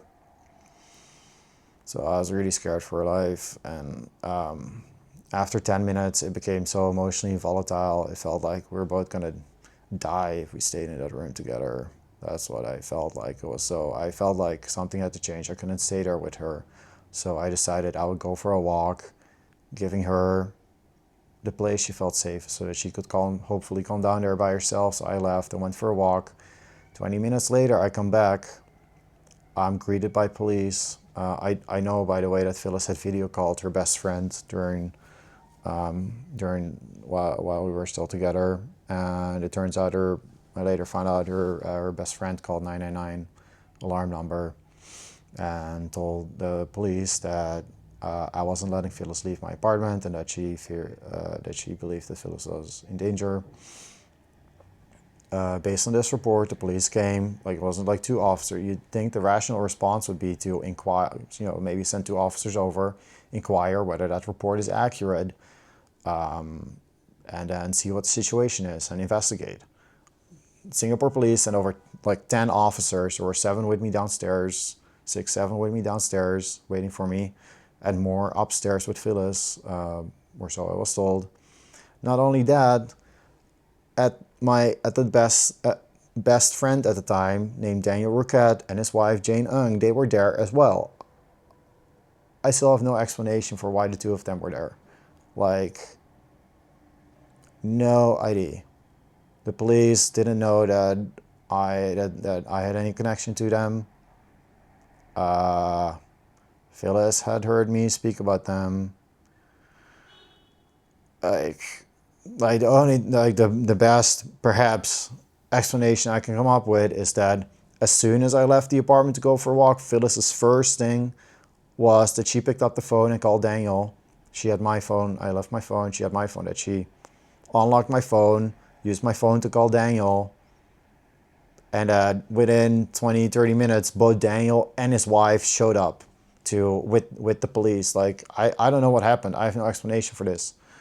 Like, I almost go to the supernatural to try and explain what happened there, because it makes no fucking sense that I went for a walk and like less than 30 minutes later, not only there's 10 police officers, when it doesn't make any sense for there to be like based on a single third party's words, also Daniel and his wife Jane are somehow, some way both there. Got called by Phyllis and dropped everything they were doing and showed up alongside. Like, it doesn't make any freaking sense. Anyway, I'm greeted by those police officers. They want me to come to the station to give a statement. I tell them that Phyllis has knife cut marks. I tell them I'm worried for Phyllis, but they say that Phyllis is okay. I felt like they were lying to me. I knew they were, like, I had just seen Phyllis, so I really deep down, I knew they were lying to me because Phyllis wasn't okay. I knew that. Would not let me see Phyllis. Asked me to come and give a statement. Now, I volunteered at the time as a neutral third party between interviews between police officers and young suspects, so I was familiar with how that works. So I was like, okay, sure, I'll come to the station, I'll give a statement, I'll come back home after. But instead, they brought me to like jail. They did take my statement, but they tossed me in jail for the night, where I was unable to sleep because I honestly, when I saw the police car downstairs, my first instinct was to look for a body because I feared Phyllis had jumped. My second instinct was I'm going to get framed for Phyllis's murder because she stabbed herself in my apartment. Those were my first instincts. I was so frightened for her. So the night in jail, I couldn't sleep. I thought Phyllis was most likely dead. I felt like they were all lying to me because Phyllis wasn't okay, even though they told me she was. Then the next day, on July 19th, police take me out of jail. They transport me to Singapore Psychiatric Institution. I've since seen the notes of the person who decided that I needed to be locked up there. There's a bunch of insane stuff in there. There's more details in various blog posts of mine, but one thing is, he asked me whether I was suicidal. I said no. He called and spoke to Phyllis. Phyllis told him I had never done anything to hurt myself. You know what his conclusion was? His conclusion was Frank is not overtly suicidal. So I and my closest contact said that I wasn't suicidal. I'd never done anything to hurt himself. And his conclusion was that I wasn't overtly suicidal. Like, it doesn't make any sense. I wonder if I had told him that I'm a male human being and Phyllis had told him that I had never been for a sex change operation, that I had never been to space, whether his conclusion would have been Frank is not overtly female alien. Like, it makes absolutely no sense. That's just one of the things that he noted down about me. I was then locked up. Daniel showed up, started talking about Bill. I was like, oh great, I'm gonna go home because there's talk of Bill. No, then Daniel said, we think it's good for you to stay here. No idea who he was referring to with we, but no one who had my best interest in mind, that's for sure. I was then locked up. Like an hour or two after being locked up in the ward, I tried to go into the hallway. The door was like half open. Like I think the like the bottom was broken, the bottom hinge. So it was like half open. I tried to push the door open because I wanted to walk into the hallway. No one had told me that I wasn't allowed to go into the hallway. My memory's blank from the next 2 hours because I know I was physically, or the next X amount of time, because I was physically overpowered, restrained to a bed, had drugs injected into me. I had not drank alcohol for over a decade. I hadn't taken any drugs ever. I hadn't really drank coffee ever. I was super sensitive to that shit. They inject freaking brain altering, dare I say, destroying drugs into me. Restrained me to a bed. The next 4 or 5 days, I was constantly restrained to beds, constantly injected with brain altering drugs that I was incredibly sensitive to. I was like out of my mind for those 4 or 5 days. I was loads of visions. I thought I was talking to the Singapore Prime Minister at some point. He was going to send me in a helicopter to go home, and I denied and said, oh, please send me a car instead. Visions of Phyllis getting tortured by Jenny and Tom, and I had to go rescue Phyllis, but I was restrained to a bed. And then I heard, oh, Frank, your parents set this up for you. I'm like, yo, all sorts of visions like that. Fucking madness, because I was sensitive. And they freaking... Every single night, I was restrained to a bed in the hallway by myself while injected with frickin' drugs. I don't know what to say about that shit, but it's unfucking real. Then the next week, I'm off drugs. I'm like the best behaved person in the ward. I'm super normal. Then at some point I break down crying after like a week and a half, and immediately some psychiatrist comes around again and is like, Frank, you gotta start taking drugs. And I try to reason with her, tell her, hey, you drugged me for the first 4 or 5 days. I was out of my freaking mind. And now the last 4 days, I didn't take any drugs. There's drugs in the food, by the way. I took unlabeled meals with drugs. I avoided all the freaking drugs. Look, I was a very normal person. She wouldn't listen because that freaking person will only feel good about herself if she gets to feel like she did something for you. And the way these psychiatrists feel like they help you is by drugging you. So they drug you no matter what. To them, feeling like they helped you via forcing drugs upon you is more important to them than your actual well-being. It has to be said because it's the truth. So I was forced to take drugs that evening. Some nurse came to me, we're either gonna inject you again or you take these pills. I was like, I don't consent to this. I consider this rape. I started crying and I had to take the drugs anyway because otherwise I was gonna get injected again. I said all those things. I said, I do not consent to this. I consider this rape. I took the drugs crying. Fucking insanity what goes on in there. In those places, almost 10 million people each year. It's fucking insane. Uh, then, I mean, feel like I gotta speed things up a little bit, but I was released after about 3 weeks. Lawyer had been hired for me because supposedly I needed to protect myself. Like, when I got home, there were freshly baked brownies, freshly cut watermelon in my fridge. Phyllis left a post-it note saying, I know you didn't mean to hurt me, anyone.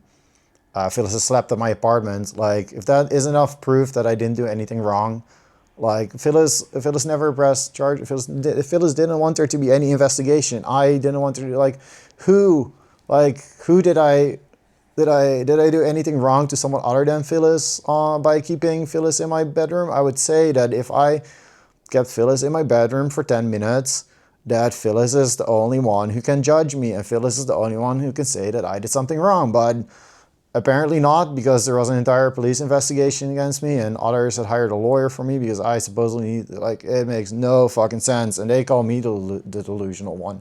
No fucking way. I'm not the delusional one. I'm not the retard here.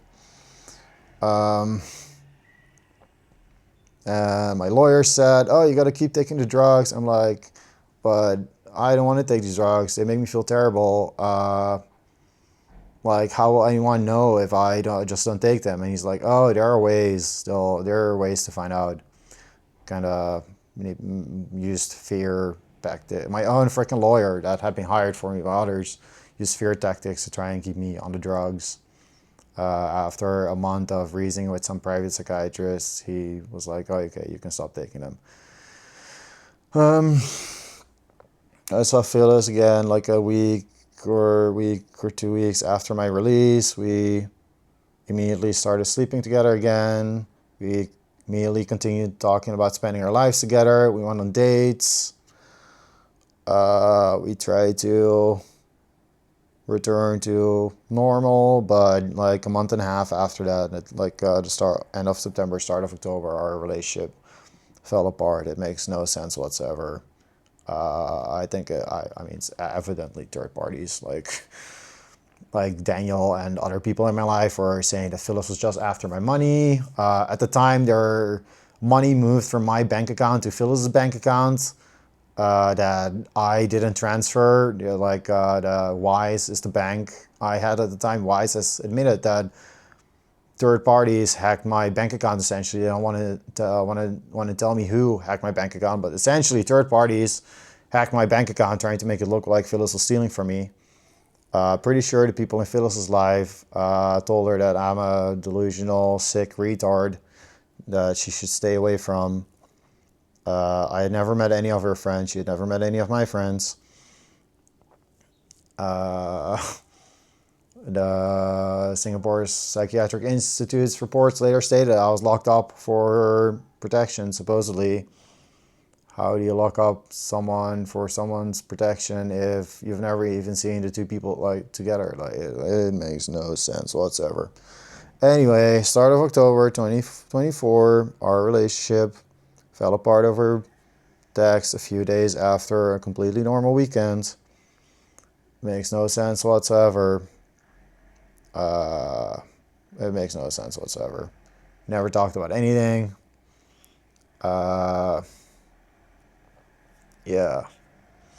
Then there was a police officer who admitted to me that his name is IOND, who admitted to me that he had told both Phyllis and I that it was illegal for us to contact each other, which is fucking insane and so evil and illegal. I don't even know what to say.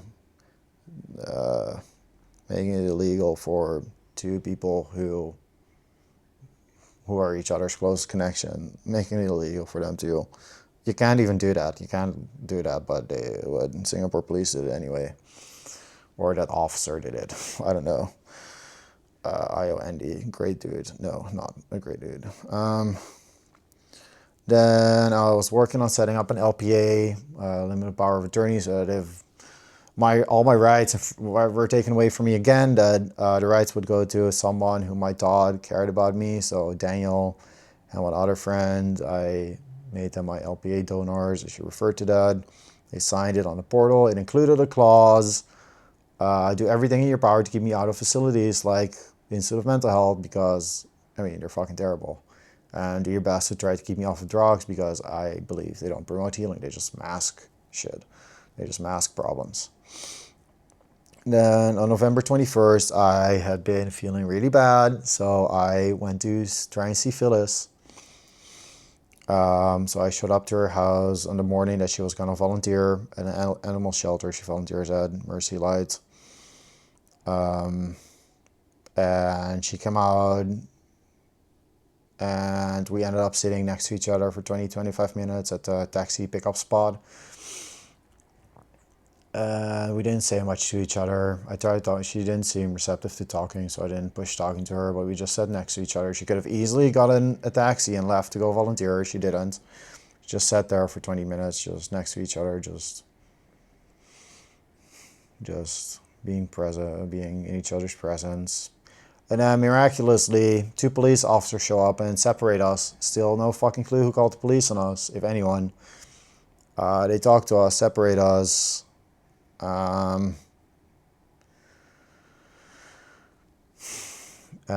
Police officer seemed understanding, but anyway, after like a 10-15 minute talk, Phyllis is gone.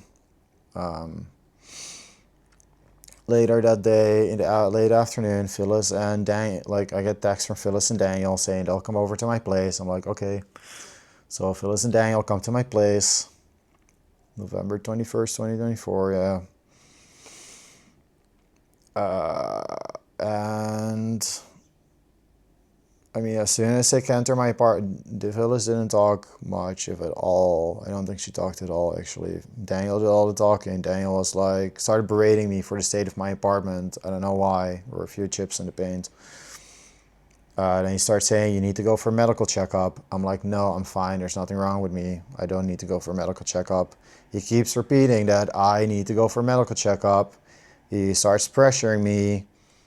He says, well, we'll go to NUH or a private facility, which ended up being lies.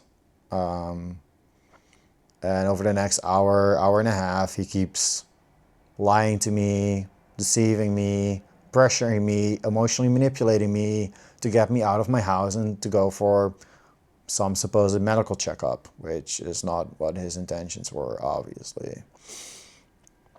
Eventually, 2 paramedics show up to my place and are let into my apartment without my permission. I think, to be fair, Phyllis is the one who opened the door while Daniel was talking to me.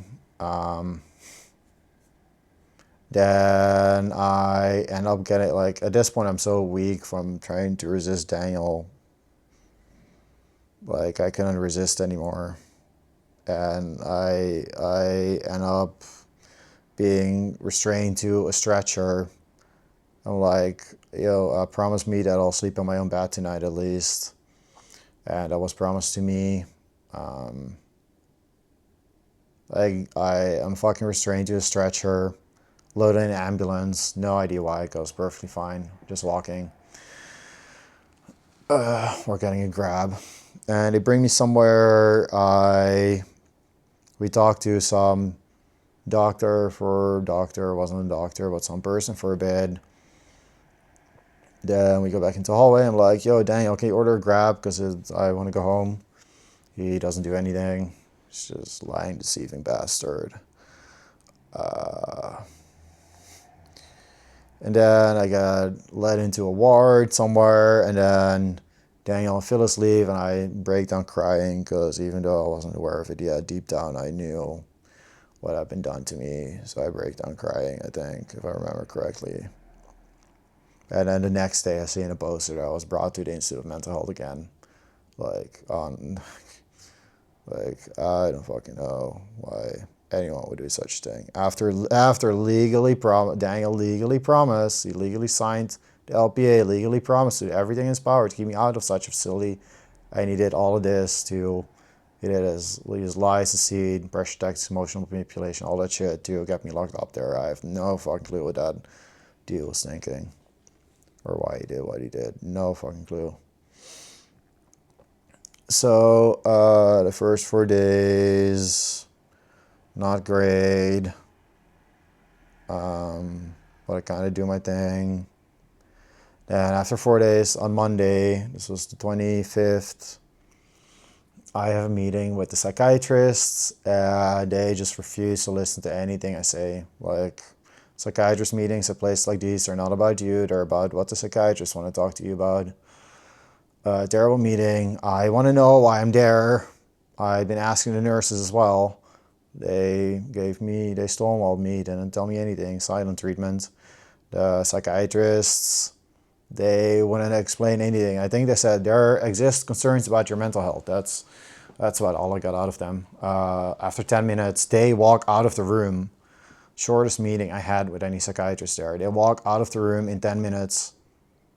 Even though I wanted to know why I was there, but they walk out of the room because they didn't want to talk to me anymore. So I go back into the cafeteria. After lunch, more and more nurses start flooding into the cafeteria. At some point, there's 20 nurses in there. Then someone whom I later found out was my caseworker comes to talk to me, says, I want to talk to you. This person's aura, this person's energy just reminds me of Jenny's, and it's the most disgusting, painful thing in the world. So I don't want to talk to this person. But there's one nurse who made me feel comfortable and whose energy reminded me of my favorite yoga teacher. The yoga teacher's name is Lynette. The nurse's name was Gia. So I'm like, as long as Gia is there also, I can have a conversation with you, caseworker person. So I have a conversation with them. Pretty mundane, I think. I don't think anything too much came up. Then they leave. Then the nurses who were like, it kind of left because I said, I'm not going to talk with 20. I no idea what the fuck was going on, but those 20 nurses, I said, I won't talk unless you're out of the room. Then the nurses all start coming into the room, all the 20 or so nurses. I'm completely non-violent, by the way. I've never hit anyone, certainly not as an adult. Maybe as a child I might have a few times, but as an adult I've never ever hit someone. I was not violent, I wasn't even angry, but 20 nurses come into the cafeteria, start coming at me, start cornering me, so I try to walk away from them. They keep cornering me, they then grab me, physically overpower me, got them fucking restrain me to a bed.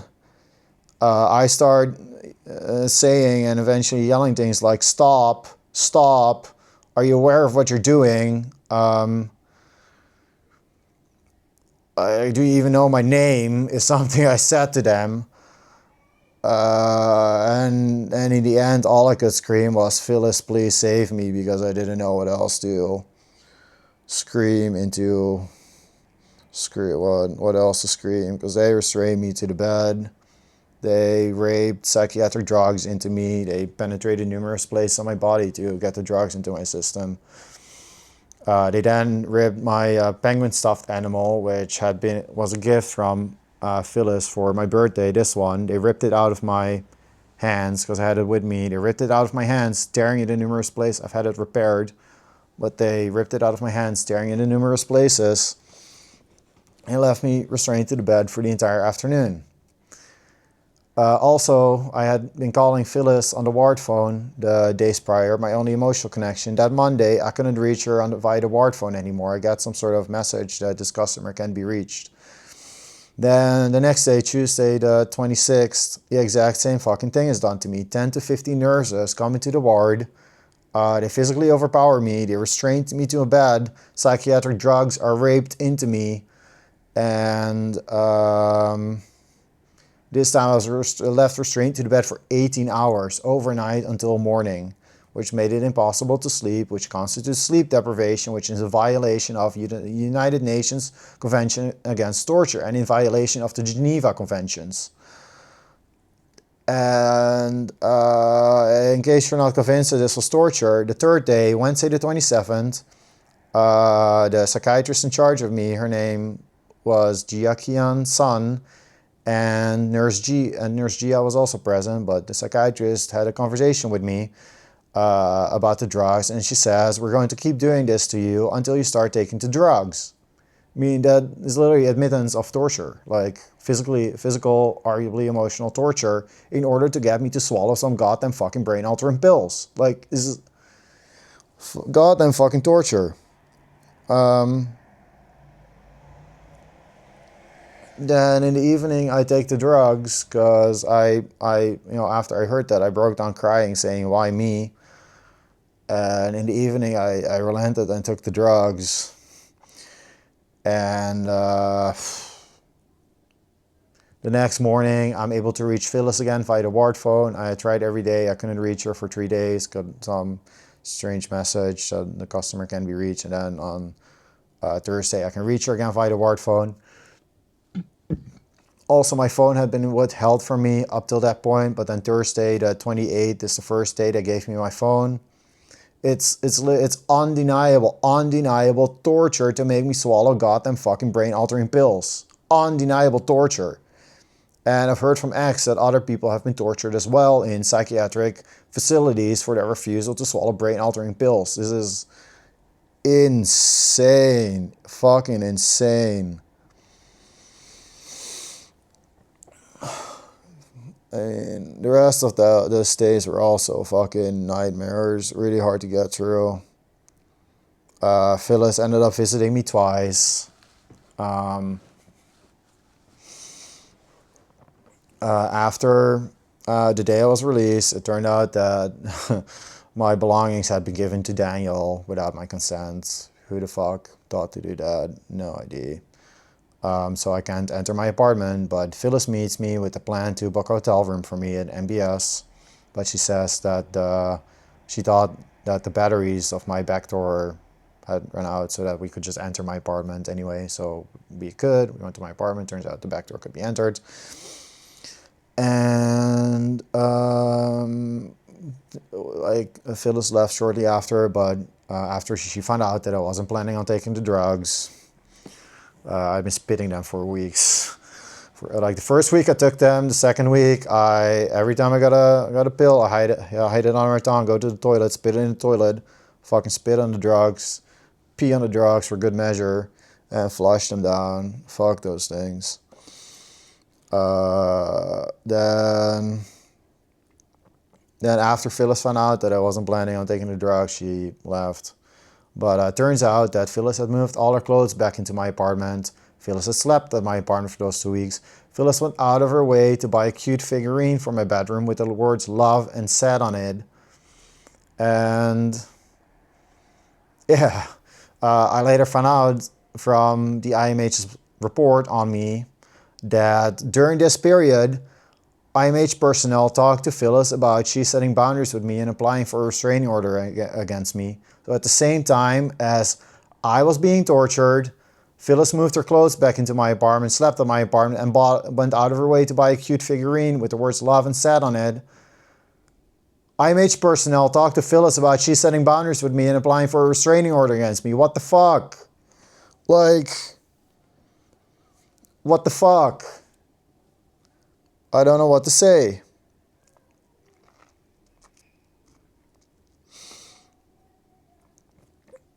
Then I forgot to mention, after I was released for the first time in August 2024, for the first time in my life I was actually really suicidal. I felt incredibly suicidal. And then after I was released for the second time, I felt even more suicidal. I was so suicidal. I signed up for a membership at the gym that Phyllis works at because I thought I would be less likely to kill myself if I could train at the gym that Phyllis worked at. I texted Phyllis during this period. She did not text back. In February, she came to my apartment to pick up her clothes and to talk with me. We had a decent chat. Then in March, she came to my apartment again just to have a talk, and she came because she also needed some money. Her mother had found out about my existence at the end of 2024, and her mother, in response to that, had one, cut off financial support, two, kicked her out of the house. So in March, Phyllis came to tell me that and came to ask for some money to pay for her uni fees because her mother had cut off support, and because she didn't want to sell her investments. So I gave her some money for that.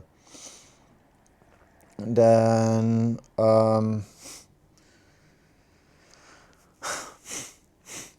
At the end of March, I got a report. The report from I had hired a lawyer to sue the Institute of Mental Health.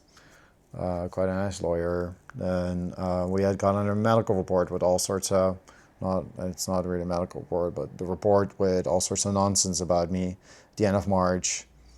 And I think the day or 2 days after, my last therapist I was seeing at the time, like the therapist I was seeing at the time, dropped me for crying too loud during a session. So that was great. And then I've now found out that on April 10th, 2025, Jenny and Tom hired a lawyer in Singapore named Violet Huang because they supposedly were worried about me. Those things are not worried about me, by the way. They are incapable of worrying about me in any sense of the word. But they hired a lawyer to I don't know what actually. They stated they were worried about me. On April 10th, 2025, and exactly 1 week later, on April 17th, I ended up crying in public in Singapore. I was trying to talk to Phyllis, and she never told me anything. She was just silent, but she had some colleagues around her who were like not letting me talk to Phyllis. And so I ended up sitting down in Raffles Place, which is a very public plaza, like above a big MRT station. I ended up sitting on the sidewalk and I ended up crying because I was so upset at a lot of things. I had also trashed my apartment a few weeks prior, trashed all the furniture because I had to let out some emotions of torture, among other things. And I don't like hitting people, so I decided to destroy my furniture instead of people. It's the right thing to do, I think. So I sat on the sidewalk crying on April 17th. Then police officers show up and started getting into my personal space. These officers never spoke to me, didn't say a single word to me, and within a few minutes they physically assaulted me. They pinned me to the ground, put handcuffs on me in front of hundreds of Singaporeans, in front of Phyllis as well. Pinned me to the ground, put handcuffs on me, dragged me to a police car, all for freaking, I mean, I don't know what else to assume. Seems to me it was for crying in public. Yeah. Put me in a police car, bring me to the Institute of Mental Health, where I'm locked up for 3 weeks again, completely cut off from the outside world this time. I was not allowed to phone at any point. I was not allowed to make phone calls at any point. I was not allowed to receive visitors at any point for 3 weeks, completely isolated in that horrible, horrible institute, during which, again, I was tortured, raped with psychiatric drugs,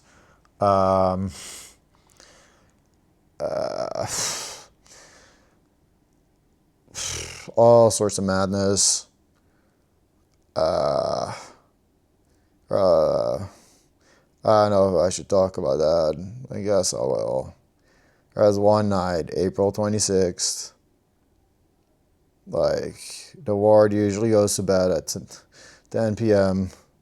At 11 p.m., a bunch of guards walk into the ward, wake me up, get me out of bed. They restrain me to a different bed. Psychiatric drugs are raped into me.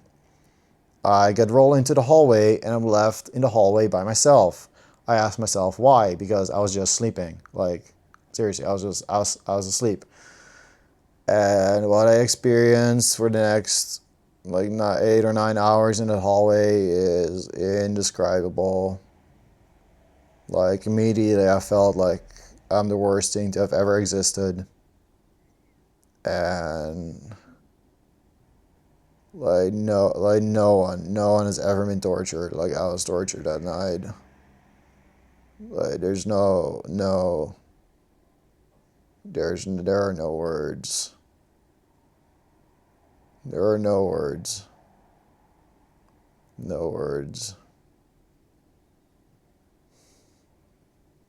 Like, I hope everyone listening to this can understand that I care deeply, deeply, deeply about Phyllis. She's the most important person to me. But I would do anything, goddamn fucking anything, not to re-experience that night.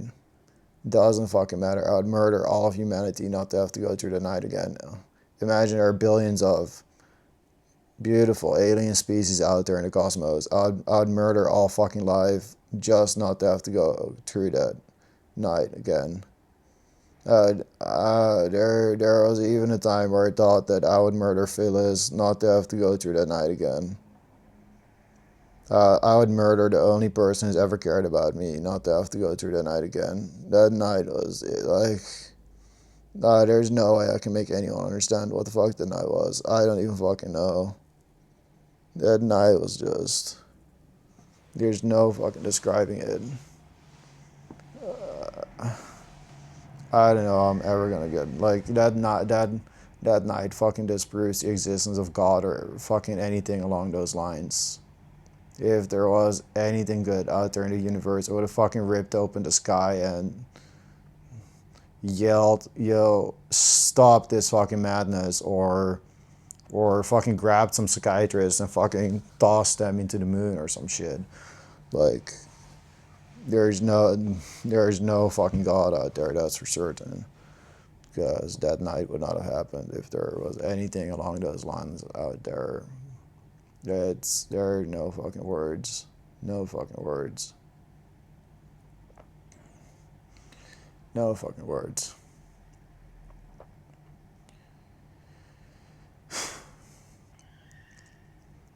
So then, the psychiatrist in charge of me that third time, by the way, his last name was Lee. He was fucking gay and hitting on me the first time he saw me. Disgusting, asking all sorts of irrelevant personal questions.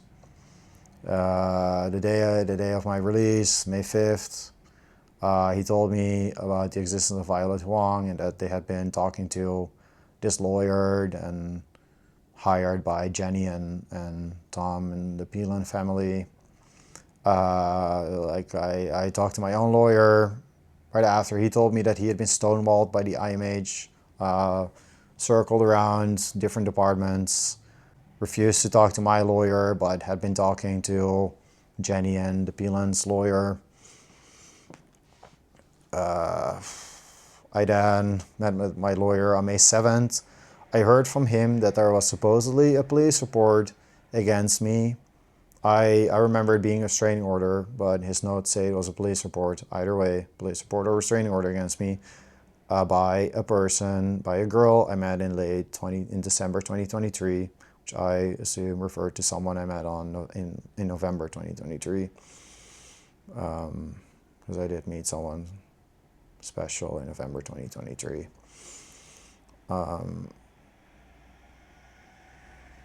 Why and that he had heard about this from Violet, the lawyer, Jenny and Tom's lawyer.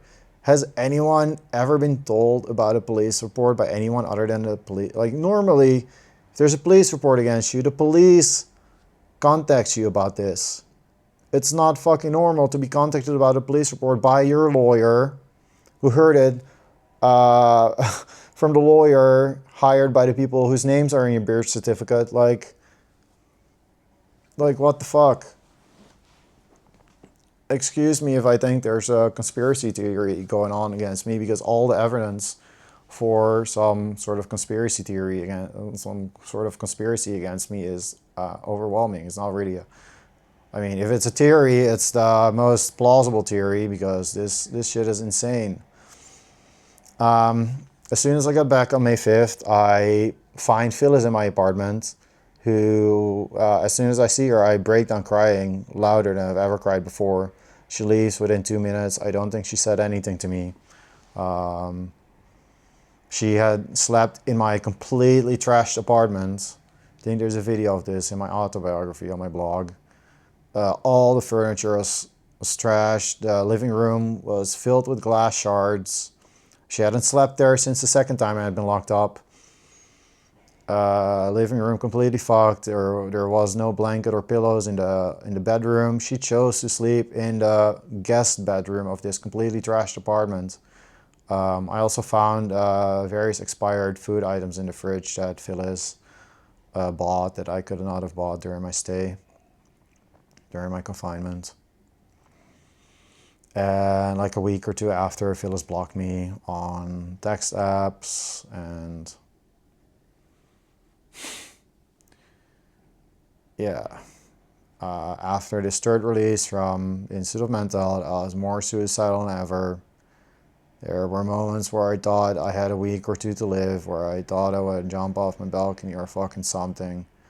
It came pretty close to ending.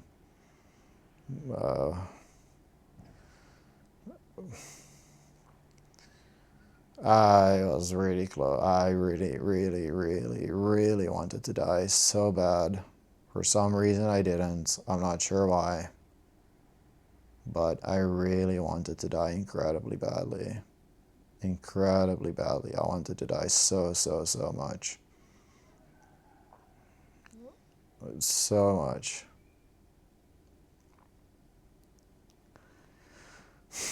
Like, initially I still tried to go to the gym, but I stopped that pretty quickly. Eventually I just stopped going outside whatsoever, because if it's a crime in Singapore, either for everyone or just for me, doesn't matter from my perspective. It's a crime in Singapore to cry in public, then I don't know what isn't a crime in Singapore. Like, what can I still do that isn't gonna get me locked up, isolated, and tortured? I don't know if there's anything, so I chose to just not leave my apartment anymore. And early 2026, I filed a lawsuit in the Singapore Supreme Court against the Institute of Mental Health. And I started going outside just exclusively for the lawsuit and filing legal documents and stuff. I made some adjustments at some point. I refiled on like April 6th this year, 2026. And this lawsuit is so indefensible for Singapore Psychiatric Facility for Psychiatry in Singapore. So completely indefensible that I think they just cheated, because they just tossed it out. It's so completely indefensible. Completely beyond indefensible. I tried to find a lawyer in January. I contacted over 100 lawyers in Singapore. No lawyer would work with me. I wasn't even looking for someone to represent me. I was just looking for someone to guide me through the legal process. No one would work with me. I've heard on X that many people who are victims of psychiatry, they can't find any lawyers to work with them. So another conspiracy against victims of psychiatry. So I ended up doing it myself, learning about the law and how to do filings and all that stuff. But the lawsuit was so indefensible. They just so on May 21st, there was what I can only describe as a fake hearing, because there was a hearing at the Supreme Court about a strikeout application. The hearing took 2-3 hours. Immediately upon conclusion of that, the judge, his name was Andre Maniam, read off a judgment immediately upon conclusion of the 2-3 hour hearing. And it was a lengthy judgment. It took me like 15-20 minutes to read it. Immediately upon the conclusion of a 2-3 hour hearing, this judgment had clearly been pre-prepared. Now, I found out that it's not that unusual per se for a judgment to be prepared, and it makes some sense, if a judge has carefully read through all the documents and comes to a conclusion that this is fair, then he might prepare a judgment ahead of the hearing, then listens to oral arguments, and unless he hears something new that might overturn the judgment, he's just going to stick with what he read from all the documents. Makes sense. However, I checked the schedule, and most of the documents had been submitted within the like a lot of the affidavits and the written submissions have been submitted in the week before the hearing. Maybe week and a half. I think most of them in the week before the hearing. And the week of the hearing, the judge, Andre Maniam, he had 5 different hearings in 5 different cases. Meaning that there is no freaking way that this judge read through all of the case's documents, carefully considered, carefully wrote down a judgment, then went to the hearing, and stuck to the judgment. It's very, very, very evident that someone else at the Singapore Supreme Court prepared this judgment, gave it to the judge, and then the judge decided this is optimistically thinking that the judge decided that he didn't hear enough to overturn the judgment and stuck with it. But the judgment is also nonsense. There's no, it should have been struck out completely. Absolutely no way. It was an indefensible lawsuit. There's actually hard proof that I was wrongfully, illegally, and unconstitutionally confined in Singapore. Hard proof. Singapore violated its own constitution against me. There's hard proof of this. Because supposedly I was locked up for Phyllis's protection 3 times, according to the IMH's reports. Yet there are notes of the person who locked me up the first time. They include Phyllis saying that I had never done anything to hurt her. So Phyllis herself told the Institute of Mental Health that I had never done anything to hurt her, and yet the Institute of Mental Health never even having seen us together. No one had seen us together. Our friends, we had never met each other's friends. Yet the Institute of Mental Health decided I needed to be locked up for Phyllis's protection. It's nonsense. It's absolute nonsense. So it was completely struck out during a fake hearing. I then tried to do an appeal, but on June 27th, Singapore police showed up at my door to my apartment, and they rang the doorbell while blocking the eye hole. And no one shows up to your apartment with good intentions and blocks the eye hole. Like, it's literally deceit. They were trying to deceive me, trick me into opening my doors, my best guess. If they had broken in my apartment, I had the balcony doors open, I had a knife ready, I would have probably tossed myself off of the balcony to prevent myself from being locked up and tortured for a 4th time, because I can't fucking go through that ever again. But I would have, if I was sent back in time to before any of my 3 confinements, I had a gun in my pocket, I would immediately blow my brains out. I wouldn't even think about it. I would be so fucking grateful to ever put the gun in my pocket, because what I experienced, and I believe this is the same for at least some other people, perhaps a lot of other people, I don't know, but at least some other people who are locked up in these places, I think that is preferred. I can factually state I would have much preferred death over being locked up and having done to me what was done to me, having myself, my life, and my relationships destroyed. Over that 10-month period that I was locked up 3 times, all but one of my relationships disappeared.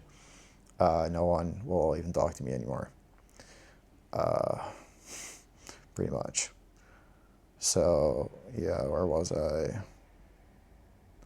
Oh yeah, so the police showed up on June 27th. If they had entered my apartment, I would have had to kill myself. It made me realize that I wasn't even safe in my own apartment anymore in Singapore. So early the next morning, I fled the country for my own safety, because there's no safety in Singapore.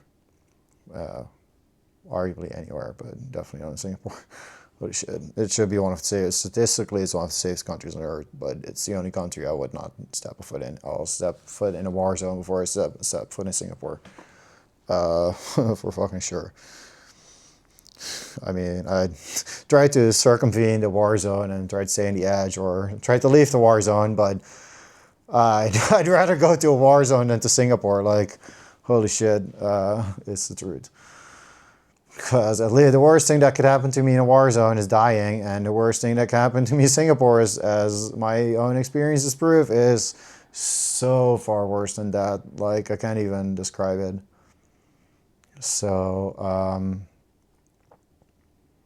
yeah, so I fled the country, and now my plan is to interview people around the world who are in bad positions. The only thing I've been fortunate with in life is money, which is helpful. It's far from the most important thing, but it's helpful. So I'm just fly around the world and talking to people who are in bad situations, getting their stories, and hopefully showing the world that there are real tangible causes to suffering and bad shit. It's not a mystical black box. I haven't, no one, I don't think anyone can listen to this and say that I suffered because I have a mind that's diseased or ill or sick or disordered or unhealthy. Like, I suffered for very, very, for reasons that I think anyone listening, I don't even think I have to spell them out that much. But gonna anyway. I forgot to grab my phone or my laptop. I have a list of questions I want to answer. I'm just gonna grab my laptop. It's gonna take 30 seconds maybe.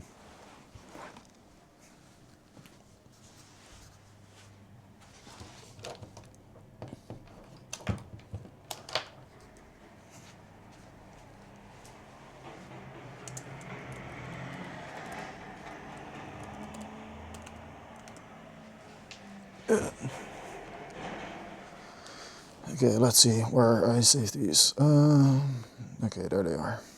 Okay, I plan to ask these questions of every person whom I interview and who is comfortable answering these questions. I plan to ask them and, don't have to answer, but I think they're fairly straightforward, so I'll ask them of myself as well in this first episode.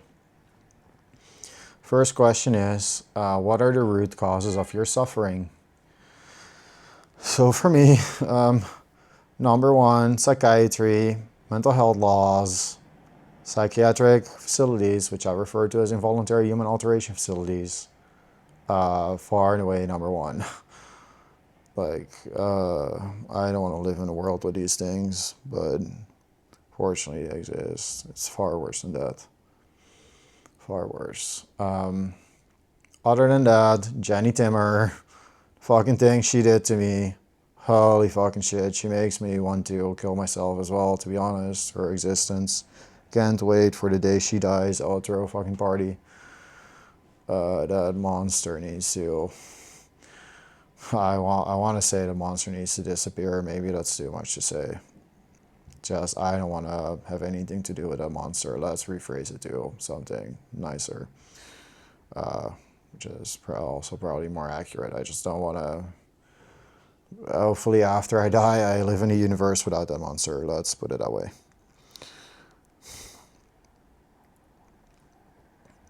What else?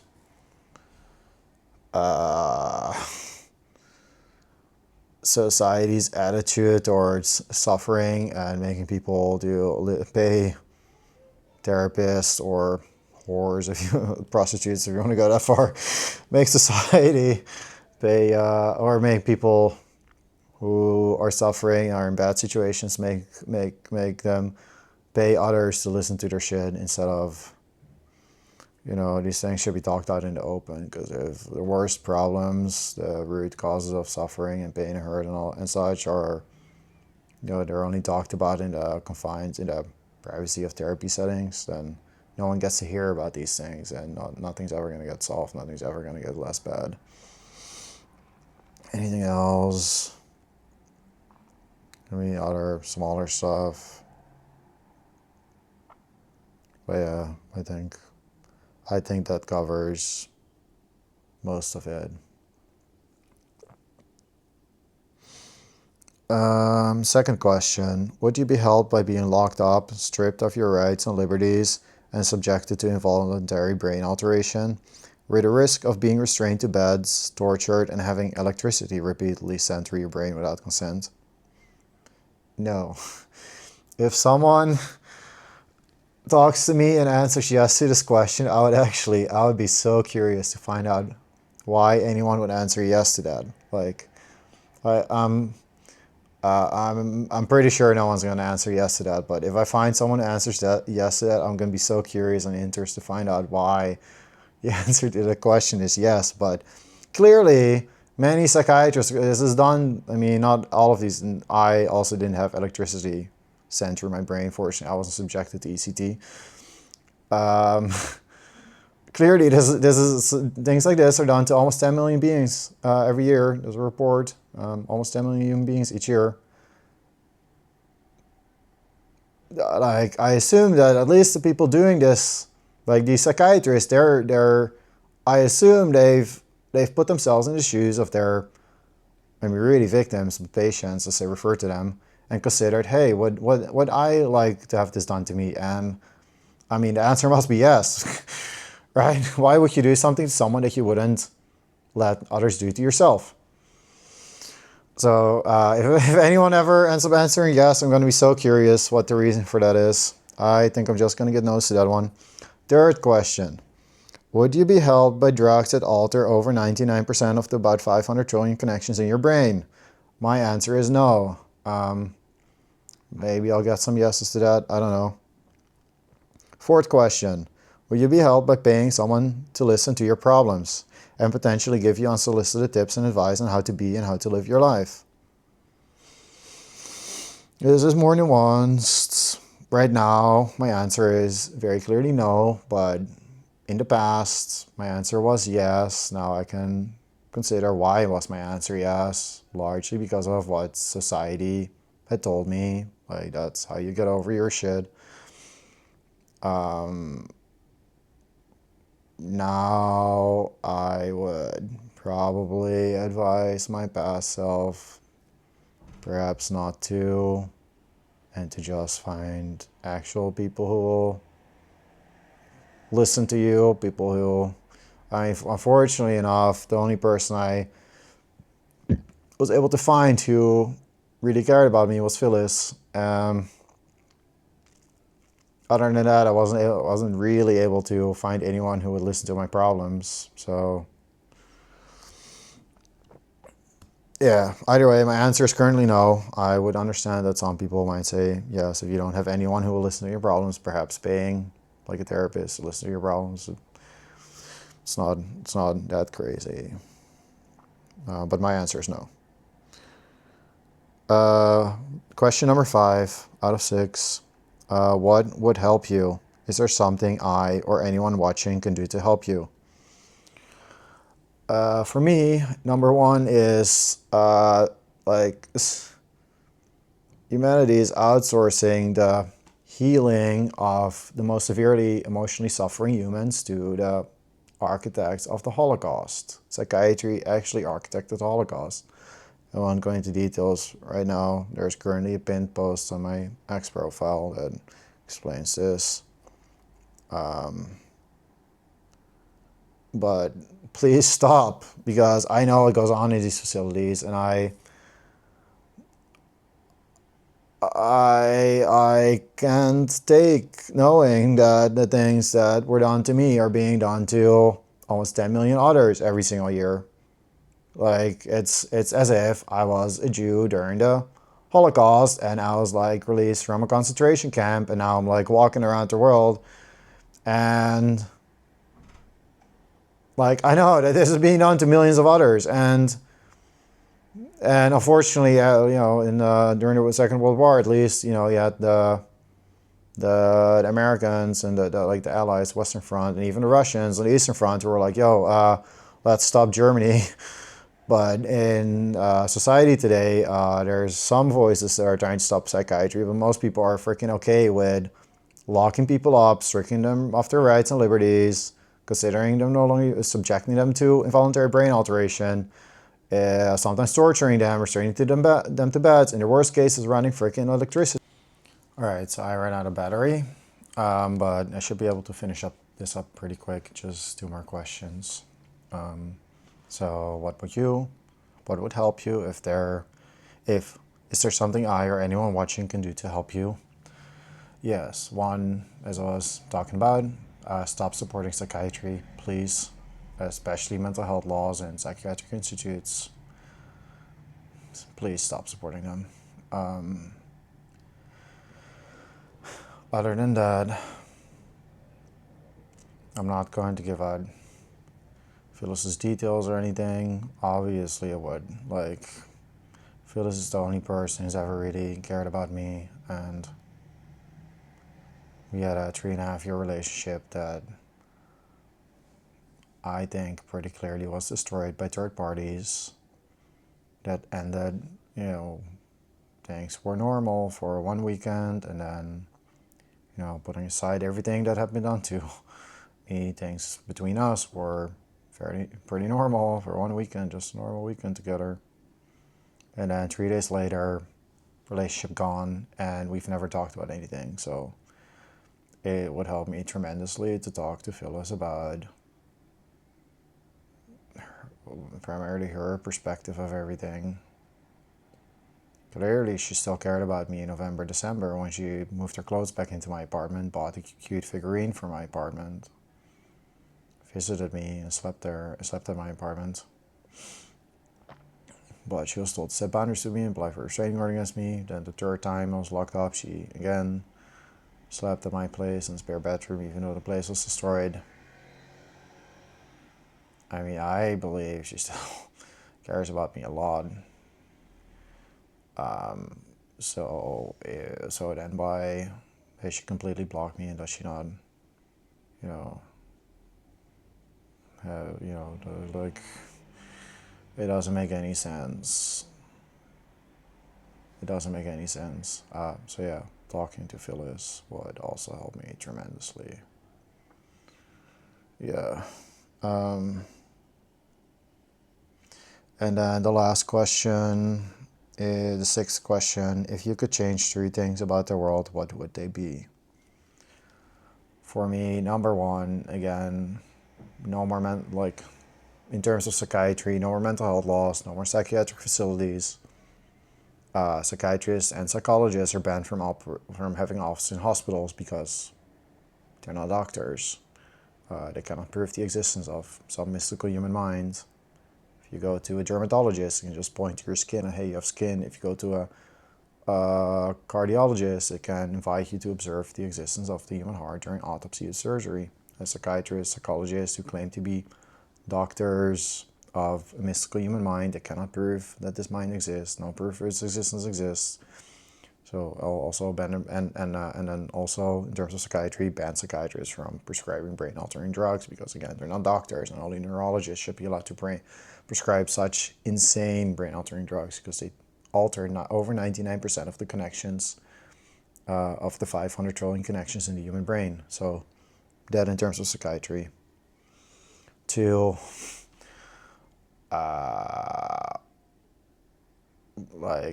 governments, I think, need to start changing. I would make two. I guess I would make governments actually communicate with their citizens about what their citizens want instead of making assumptions about what their citizens want. Establish direct communication with and feedback from citizens. Very easy to do with some sort of app these days, and poll your citizens on what they actually want and get direct feedback from your citizens so that you actually have a direct provable line of communication with your citizens that tells you what they want you to do and how they think you're doing and how they think about things you've done.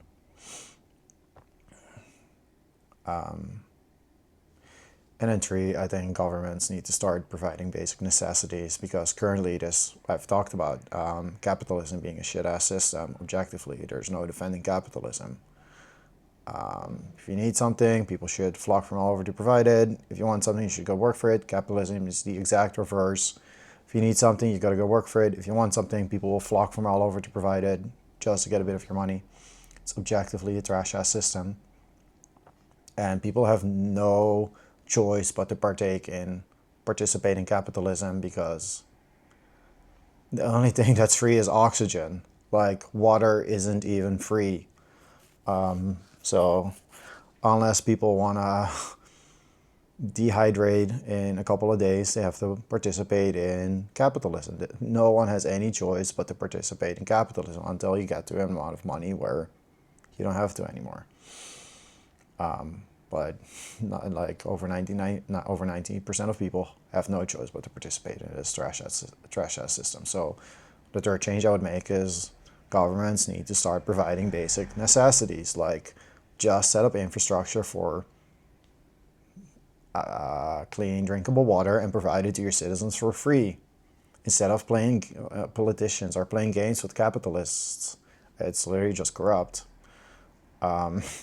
Instead, they should just unconditionally love their citizens, like just provide them water for free. Here, free water, citizens, there you go. Same for food, to provide 3 Michelin-starred meals for everyone, but just basic, simple ideally healthy food, but just basic simple food that will keep a person alive and at least somewhat healthy. Just provide that for free. Same with housing. Doesn't have to be. Doesn't even have to be apartments. At least provide people with like a 2 by 3 meter room with a bed and good sound insulation so they can cry and scream as much as they want to. Communal bathrooms or whatever.